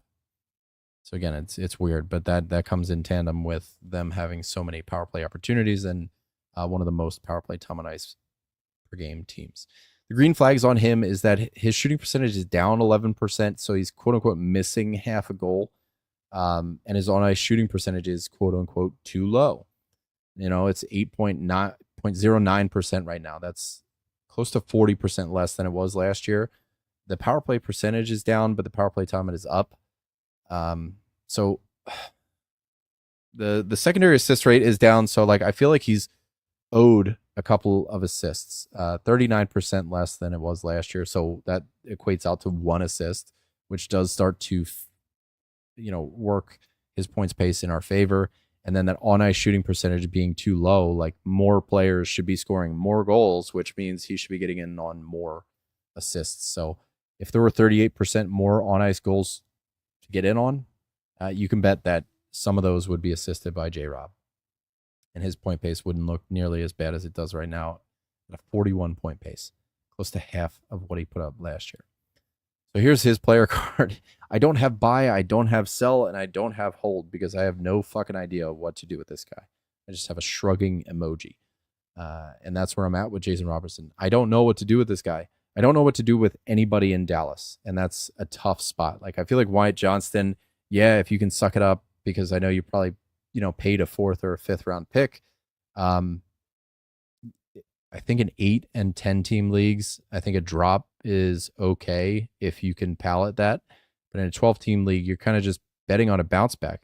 But for Wyatt Johnston, what is a bounce back and what does that look like? Is it a 65 point pace? Is it this 65 point pace that he had last year? Is that what we're rooting for? I get it. He's a good player. A lot of his underlying stats look good, but is he going to be able to convince DeBoer to look at his underlying stats when you see somebody like Logan Stankoven who's beating him in every single one of those underlying stats, including point pace and production this year? So you have somebody like Wyatt Johnston who's getting, what is it? We're looking at a 41 point pace. So a 41 point pace for him and a 41 point pace for J-Rob. Logan Stankoven's on a 76 point pace right now. So, if you're not broke, don't fix it. So that feels like a kind of a mantra about this episode. You're not going to put Wyatt Johnston in the role that Stankoven has, the role that gave Wyatt Johnston that breakout season last year. Wyatt Johnston currently has and is doing better with it than Wyjo did last year. Stank's shots on goal per 60 is 11th in the league, which is better than Wyatt Johnston's. Stank has a criminally low shooting percentage, is on an 18 power play point pace, Stankoven is from power play 2, and Wyatt Johnston's on a 12 power play point pace from power play 1. Is Wyatt Johnston's power play deployment at risk? And that's where I'm starting to get into. So, like, DeBoer seems like a really kind of chess playery coach. So maybe he's one of those nerds who's like really into handedness and chemistry and this and that. But again, he does kind of mess with his lines a lot. So I don't know how big into continuity he gets into. But, how long before the guy who is doing it and the guy who can do it, like how long before they change spots? And that's where a little bit of fear starts to set in with me for Wyatt Johnston, regardless of how good his underlying stats look. Like, none of our leagues count underlying stats. So I don't know.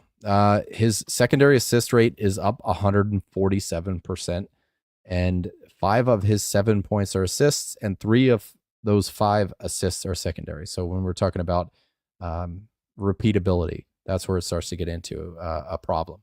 Wyatt Johnston was a good primary point producer last year, and this year, less than half of his points are primary points. He's not driving offense the same way. His on-ice shooting percentage is high, but he's getting in on nothing. And the IPP is stupid low. There's lots of goals, but he's not getting in on any of the action. So that could mean a positive point breakout coming, like kind of on the horizon for him. His high secondary assist rate might level that out. So I wonder if we're just looking at a 45-point season for Wyatt Johnston right now.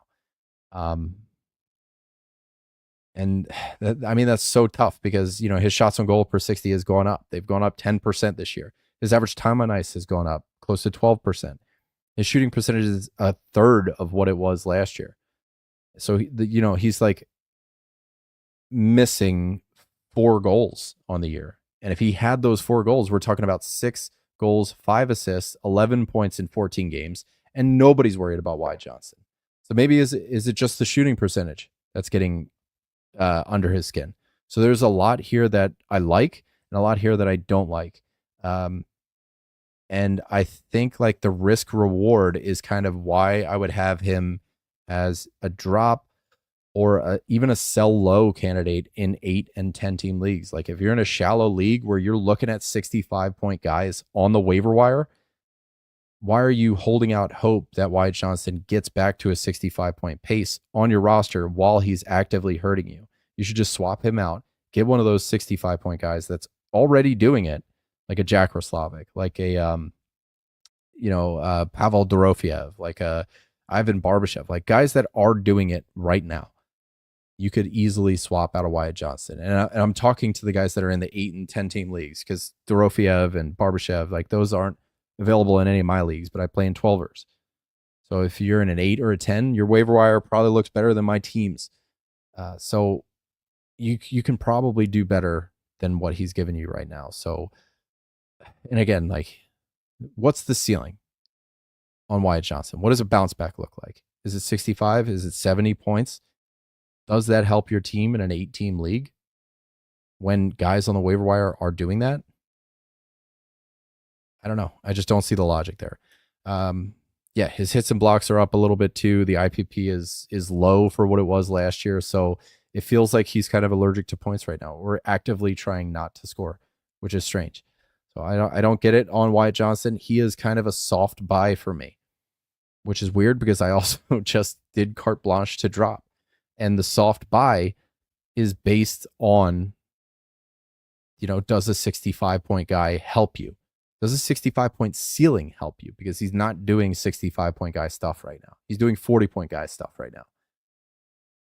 If that helps you, like in a deep league where, 16 team where you can get some runway out of a 40-point guy on your bench until he turns it into a 60-point kind of lifestyle, and then he's starting to make impact for you, on the bottom of your roster as one of your swing guys, I can get that. But 8 and 10 team leagues, I think I'm out.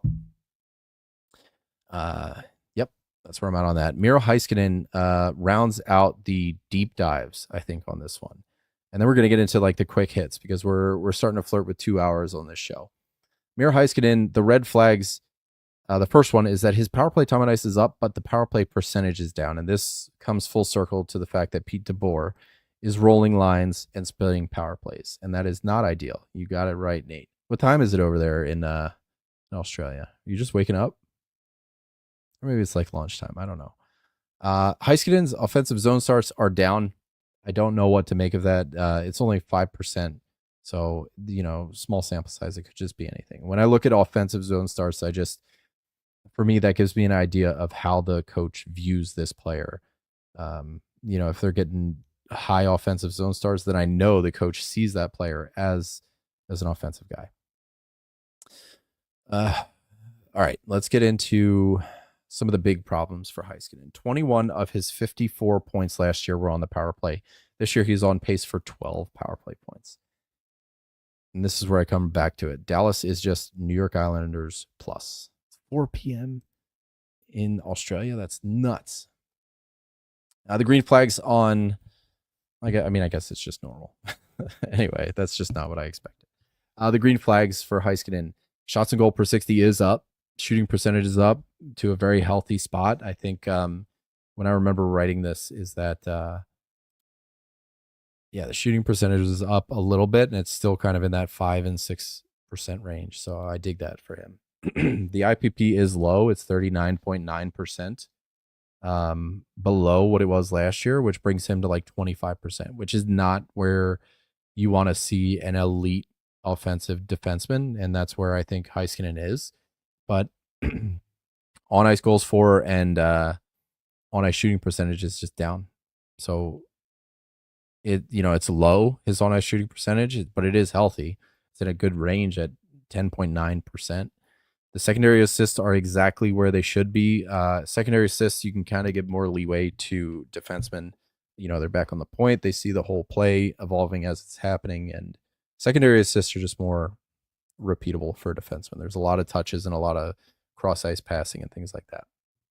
He is 128th in power play shots and goal per 60, just above Mikko Rantanen and just below Mikko Rantanen, and above Brant Clark. He is 23rd in individual Corsi for on the power play per 60. So I think there's a lot that can be done on this power play, which is where close to half of his points came from last year. And right now he's on pace for 35 points, and a third of it is getting done at the power play. So I think that the ratio starts to shift. But what worries me is that, if the team as a whole is getting more power play time on ice, then that's when you start to see the percentage chew a little bit of that power play time on ice down. His power play time on ice per game is up 6.3%, but the power play percentage is down 10.5%. So if there's a bigger pie, that's when you start to notice that your slice isn't as big. Let's get into, so for Miro, another soft buy here. And again, with tempered expectations. If you think you're going to buy Miro Heiskanen and get yourself a 55-point defenseman day one, that's where the soft comes in. Because I don't think he's like a for sure buy.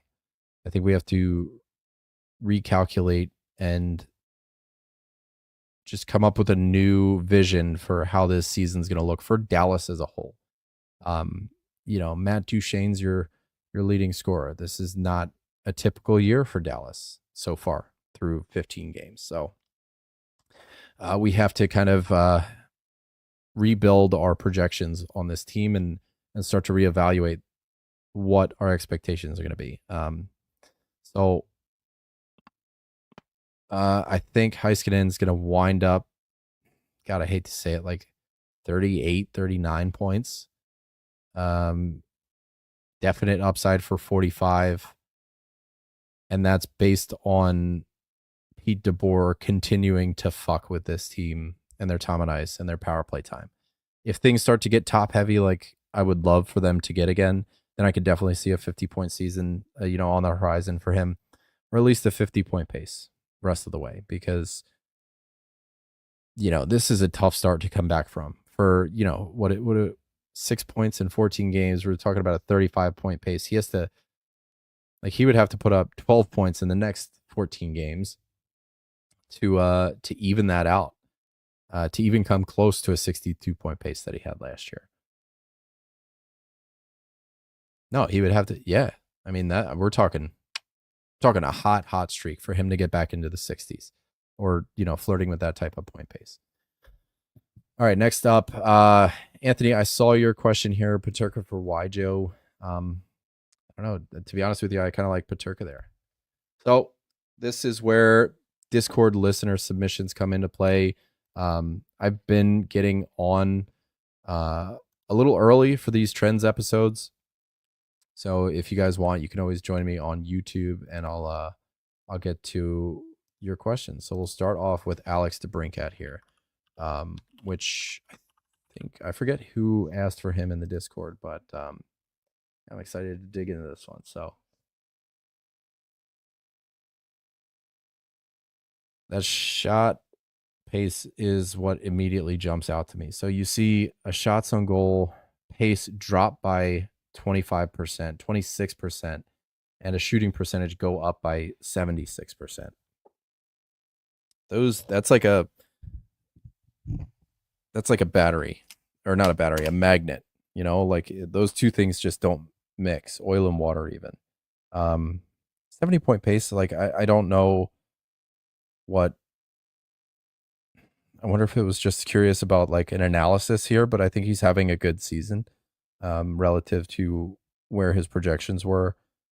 I don't like, he has been an efficient shooter and kind of had like this cicada type, every other year he has like a heater. So maybe we're just having one of those. But I don't like seeing that his shots have dipped. So that worries me a little bit. Like, he can be in a high efficiency shooter as long as the shot volume is there to prop up. I think even with more shots, like it kind of washes out the high efficiency too, because like, what's he on pace for right now in terms of goals? Like close to a half goal per game. So we're talking like a 35 goal season here, and I don't see it happening. And look at that power play point pace too. I remember writing for Dauber, because I know Lucas Raymond is on pace for, I think, 41 power play points, and that hasn't been done in Detroit since, I think, Marcel Dion did it in like 92 or something. It's in the article. I remember looking that part up, but I don't know. There's not a lot here that worries me about Alex DeBrincat. Is he a hold? Is he a sell? Is he a buy? I think you could potentially sell, but I just don't see how you're making up a ton of value on it. 3+3 point pace from last year, and you're losing shots a little bit. So I guess if you want to jump ship and just avoid, I don't think it's going to be a huge drop, but I don't think he's a 70-point guy. So I probably peg him right around 65. So he'll slow down a little bit. But it just doesn't, it feels like a hold to me. And I can see here also, like over the last little bit, his shots on goal has seen some ups and downs. So over the last 12 games, his shots on goal per 60 has gone way up.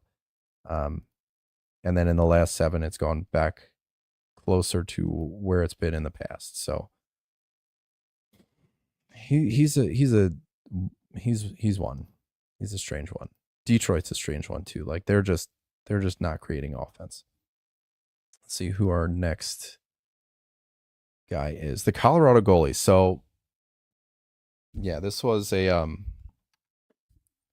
is a weird one. So I think we're going to continue to see exactly what's happen for the rest of the season. I think you're going to have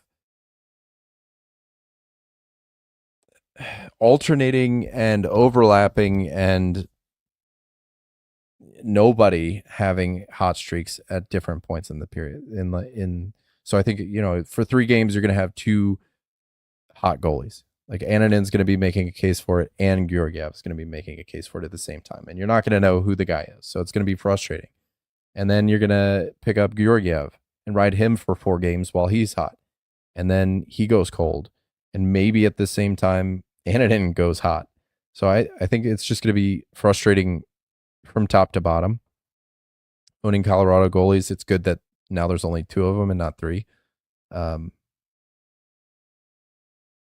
I think you just got to kind of be trigger happy when it comes to it. Right now, it looks like Georgiev's the guy again, right? And a week ago, we were like, no, it's Annunen. So, what does their crease look like a week from now? It's probably just as cloudy as it is right now. Mike Matheson. This is going to be an interesting one, just because of the potential projection shift on him, as Lane Hudson is rumored to kind of be the new guy on the block, right? So I don't see anything here about Matheson that looks disappointing on the power play. Like, he's 31 power play point pace. He's got 6 power play points already.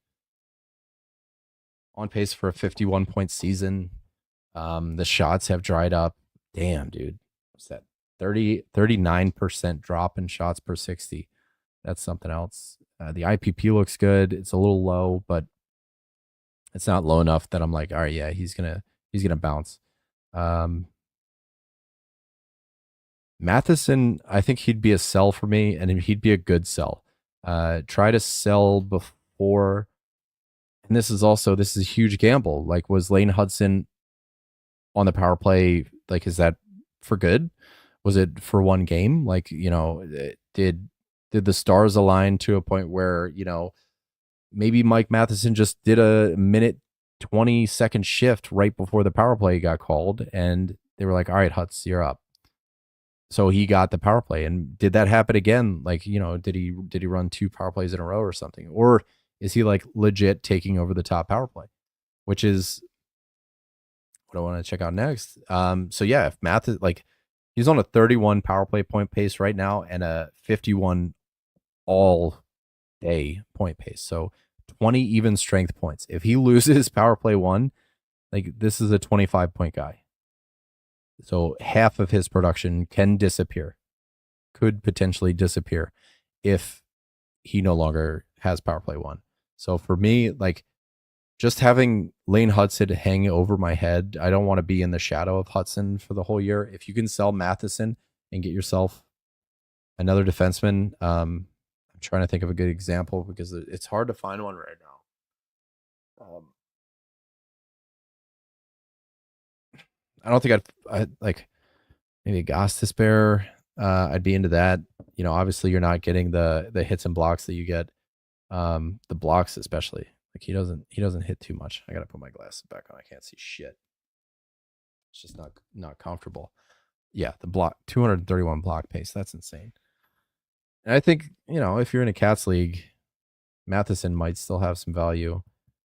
No, he just seems like a block plug without power play. So yeah, Matheson would be an ideal sell high candidate. With, you're making a gamble selling him too, because, was that just an experiment with Hudson? So is he actually a 50 point guy? Like, if he runs power play 1 for the rest of the year, he's a 50 point guy. If Hudson takes it from him, he's a 25 point guy. So he's definitely a power play merchant to a degree. I want to check out Hudson now. 21 power play point pace. He's looking good. God damn. Are his shots really that bad? Or do I need to unfuck this program somehow? Is Hudson really under a shot a game? No, I don't like any of Hudson's stats. I think even Hudson would be a sell high too. Fuck.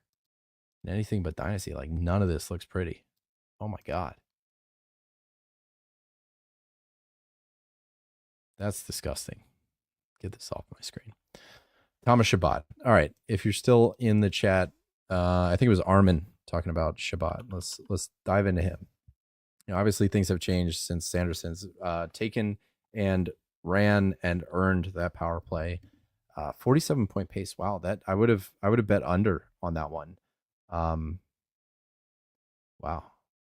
He's looking really good. 8 points in his last 12 games. About half point per game the rest of the way. Even like 55 points. Like, he's turning it up a little bit. He's getting utilized differently, though. Getting some more offensive zone starts lately. shots on goal per 60's up. Like, hits and blocks look really, really good. And anyone, like, defensemen are super hard to come by. I think if Shabbat's like bottom of your roster, I remember you put your, I think you had Nurse, who else? Broberg. You got to hold Shabbat. And I think you were the one of us that was one that was asking about Shabbat as potentially a drop for like not Dylan Gunther, Nick Schmaltz and Jonathan Druin. I can't get rid of Shabbat. Like, he's too useful, even in points leagues. Like, half point per game defensemen, they're good. And if he's contributing, like, even if you're in a points league, to get somebody at half point per game who's consistently doing it at 5-on-5, and that's what I think there's a lot of value there. On ice shooting percentage is a little insane. His personal shooting percentage could come up a little bit. And he's never been like really a double-digit goal scorer, not since his crazy season. So I like him. I think he's a half point per game guy, and I would hold Shabbat. This half point per game defenseman. There's 32 power play 1 defensemen out there. Everybody else is like lucky to get half point per game or better. So he's one of those guys. You got to kind of ride it. Devon Toews. Oh man, I already know from having looked at this already that I'm betting on a bounce back here. But he has been absolutely brutal. 27-point pace. Not counting on the power play at all last year. So let's see why this is happening. The IPP is low. Secondary assists are up. What's doing it? Look at that drop in shots. That's something else. But yeah, he was a goal scorer, defenseman. So right there, about 25% of his points were goals.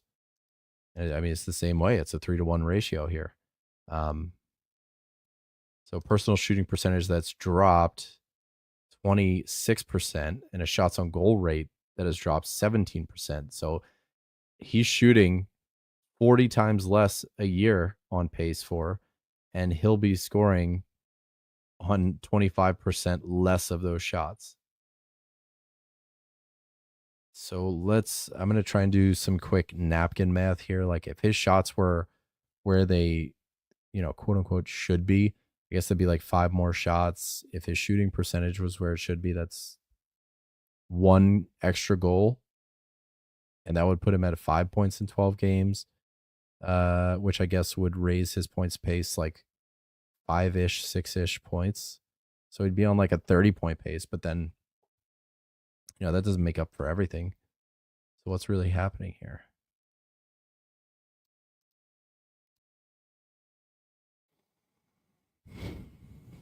I want to look into something else because I know Colorado's not having any trouble scoring goals. So that IPP being low, I wonder if his on ice goals for, which is really something I should have mixed in here. Like, that would be huge. Like, if his on ice goals for is just tanked, not only are you getting in on 22% less goals, but there's less goals to go around.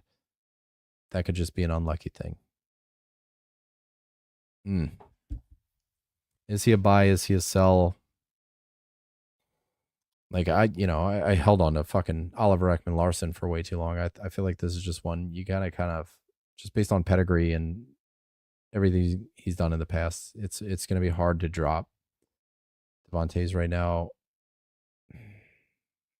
And I wonder, wasn't he was paired with Makar last year? Did he get moved off that pairing or something?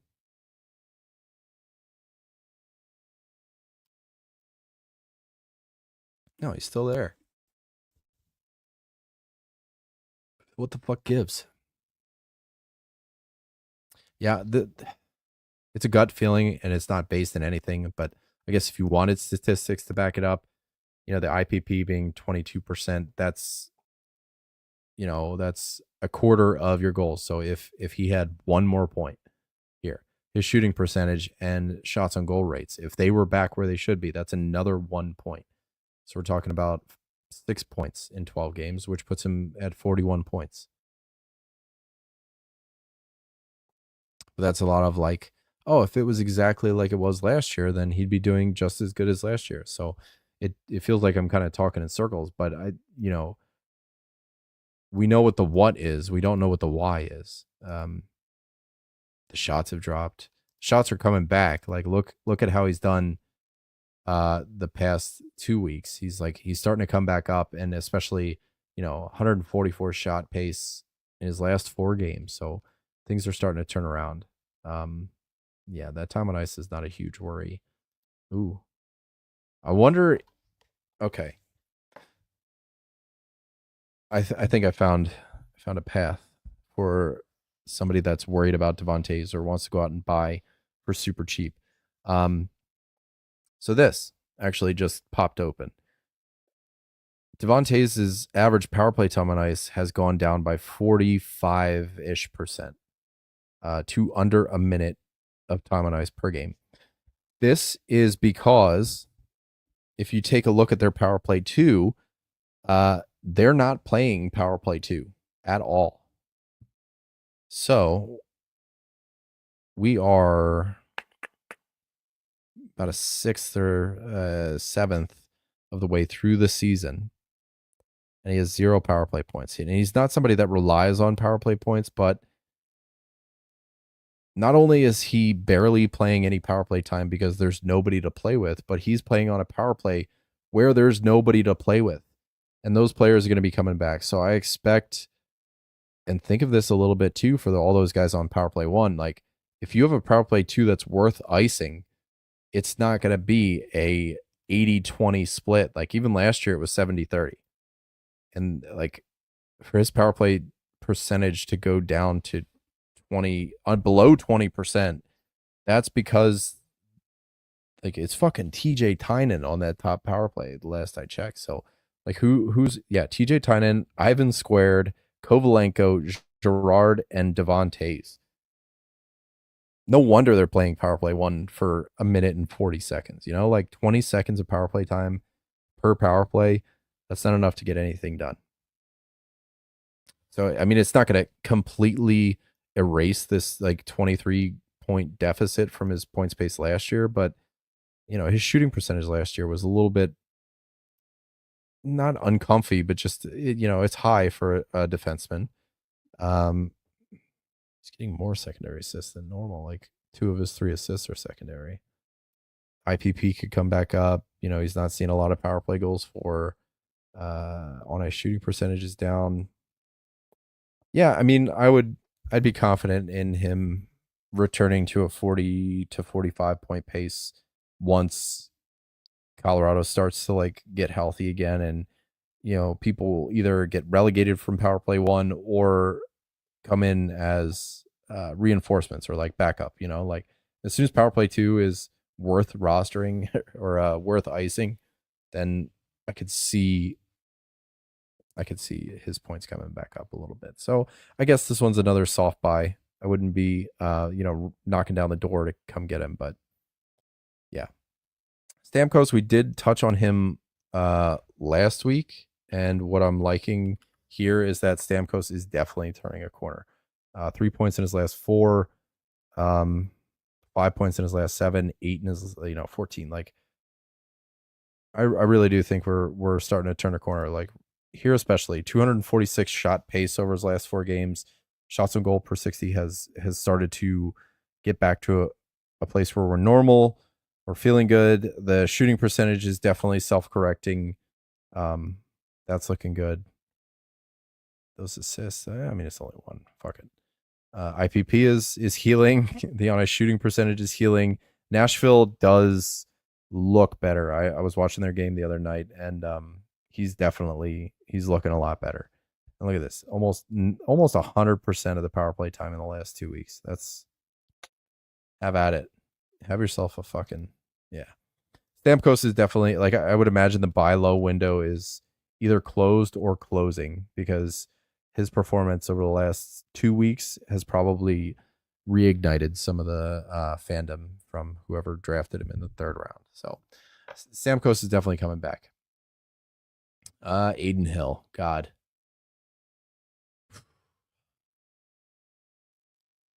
No, sorry guys. How long was I fucking talking about all these goddamn stats with the other fucking thing up there? He's gonna start yelling at me. All right, I want to check out. They have some goalie tools. They're sloppy as hell, but they're on the website and they're hidden. You're not gonna be able to find them. They have hidden URLs and shit.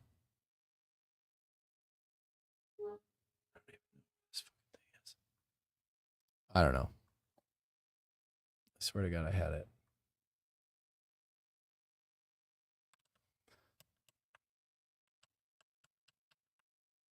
There we go.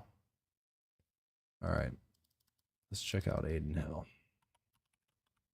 I'm not going to share this tool with you guys. Sorry. Secret one. Oof.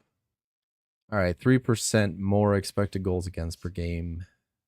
We had saves per game. Rush attempts are up. No, they're down. Rebounds are way up. Shot distance is still pretty good.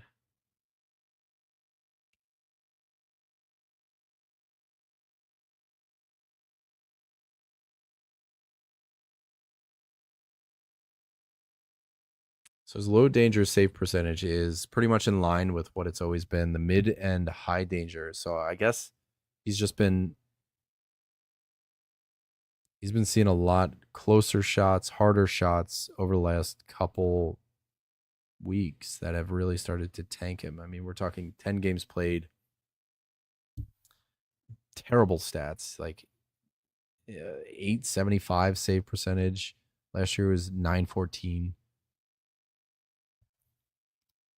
I remember we talked about Vegas. They're scoring a lot of goals, but I also think that they're not a good defensive environment right now.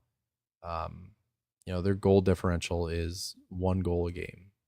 They're giving up they're giving up as many goals as Edmonton. It's just they're scoring twice as many goals as Edmonton. So that's why they only have 5 more points in the standings. Like Edmonton's 7-7-1 and Vegas is 9-4-2. So they have 2 more wins and 1 more overtime win. Wolf in sheep's clothing a little bit, but you think about a lot of those forwards who are overproducing too. I hate to this feels a lot like a non-answer, but I have nothing to give you on Aiden Hill, whether things are going to turn around or not. Because I don't necessarily love the team in front of him defensively.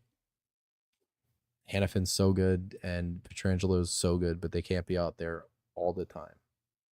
I'm starting to hallucinate, so I really got to get the fuck to sleep. Yeah, I'm tired, boys. How many more do I got? Where's the stream? I got too many damn tabs here, guys.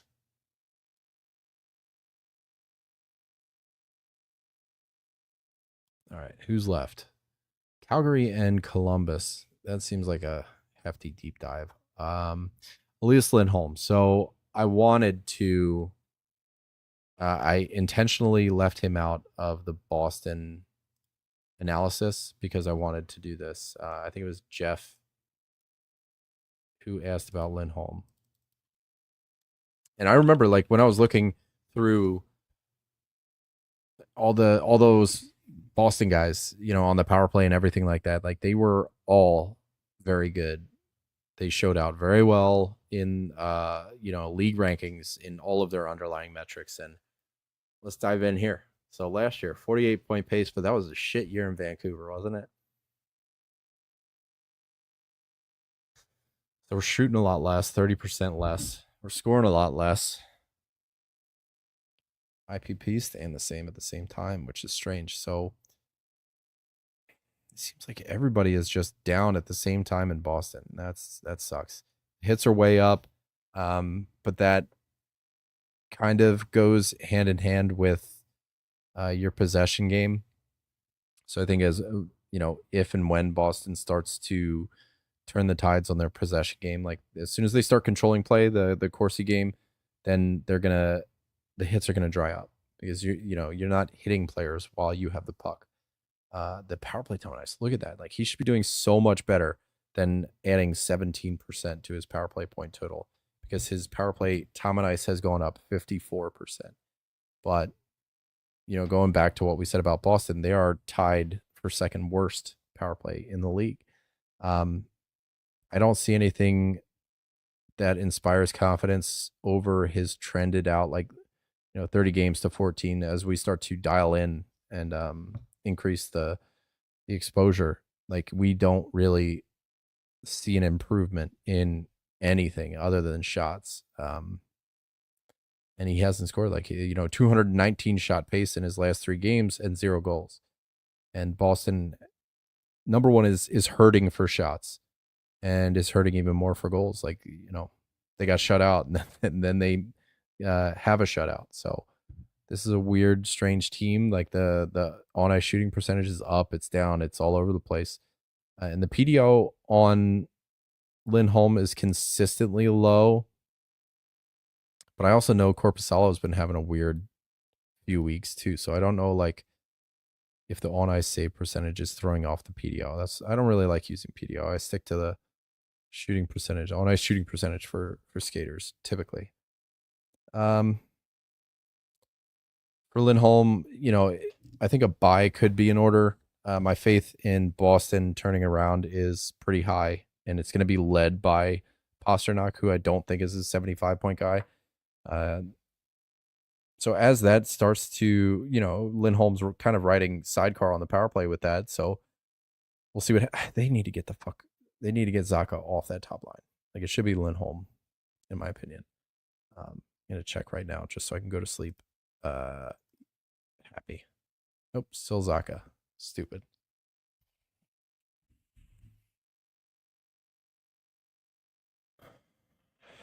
Yeah, I think Lindholm would be a buy, but I don't think we're really buying anything worth buying. He's a 50-ish point player. Maybe 55 if things start to trend in the right direction for the team as a whole. So I do think if he's this unsustainably cold, is there a world where he could go unsustainably hot? Yes. And I think that looks like a 65-point pace player, but I have to have more confidence in Boston as a whole. Josh Norris is up next, and then Dilly Guns. God, I really overextended myself with this shit. Woo. So first thing I want to look at is the shooting percentage because I know he's converting. He's got 5 goals on 26 shots. Josh Norris, shooting at around 20%. Yeah, and then I start to look at this other stuff. Secondary assists are below where, I think last year was kind of, he was doing too much. 53-point pace for Josh Norris right now. 23-point power play point pace. Power play time on ice is down. Power play percentage is up. So that tells me that Ottawa's just not getting those power plays. They had a few tonight. I think they did. Time on ice looks really good for Josh Norris. Shot pace being down 25% is a little worrisome, especially when he makes his money. Half his player profile is made up of goals. So for him to lose shot volume and gain shot efficacy, that's the bad recipe. So I hate saying it because I like Josh Norris so fucking much. But yeah, I think we start to slow down a little bit. For him to stay in that 55-point range, he's going to have to start getting in on more of these assists. His IPP is going to need to come back up, which kind of comes in tandem with secondary assistant. You're getting in on more goals. So he's doing a lot of primary producing right now and needs to start getting that ancillary points. Look at those hits, man. 193 hit pace. There's no way you can drop Josh Norris right now. 88 block, a block a game, 2 hits a game, and he's scoring a bunch and shooting around shot and a half a game. I'd love to see those shots go up, and it does look like they are trending upwards, which is fantastic to see. 191 shot pace over his last 3 games. Small sample size again, but just to see those short bursts is really, that's what you want to see. Last one's going to be Dilly Guns, and then I desperately need to go to bed, and I need to reevaluate the way that I'm doing these fucking episodes. It's hard because, like, you know, you want to be a people pleaser and you want to show everybody that everybody asks for, you know, keep them asking. I need Norris to fuck this season. Yeah, I'm right there with you, man. Norris is so much fun. All right, Dilly Guns. Man, he's still shooting a lot. He's converting a lot, but it looks like that just might be his build. His archetype might just be a high efficiency guy. Yeah, I'm seeing him on the third line a lot, but if you guys hop in the fantasy hockey Discord, there's a bot that throws the lines up, like the true line combos after every game, and Gunther winds up on the first or the second line most nights, just based on time on ice. So yes, on paper and on daily faceoff and game day tweets and things like that, you see the tweets from the beat writers that have Gunther on line 3, but you look at the results after the game, and he's a top 6 leaning player. Trying to find some optimism or pessimism here for Guns. Like 66 point guy, he's kind of square on par with what he did last year and what I expected him to do this year. I was calling him the next Wyatt Johnston, and he is queued up to do exactly that. So I'm confident in my guess on that. There's a couple things here that indicate like that he should cool off a little bit, but I just think he's a different kind of guy. I think he's built a little different. And that's going to be it, guys. Jesus, that was a long one. We're looking at 2.5 hours of stream time. Not going to be throwing this one up. This is going to take like fucking 20 minutes for this shit to process. So I'm going to upload this to Spotify and Apple in the morning. So you might not catch it for your morning commute, but it ought to be there for the way home. But let's get the outro queued up, because they're gonna burn it on both ends. So there we go. Finny. I can start closing all these tabs. If you guys want to get in touch, I am on Twitter at FHF Hockey. We're in the Fantasy Hockey Discord 24/7. That shit's bumping. You got to get in there. A few more people joined today, including Big Kim, who turns out might have been a bot or a fucking scammer or some shit. So she got the boot, but you know, most people stick around, which is a good thing. We love you guys.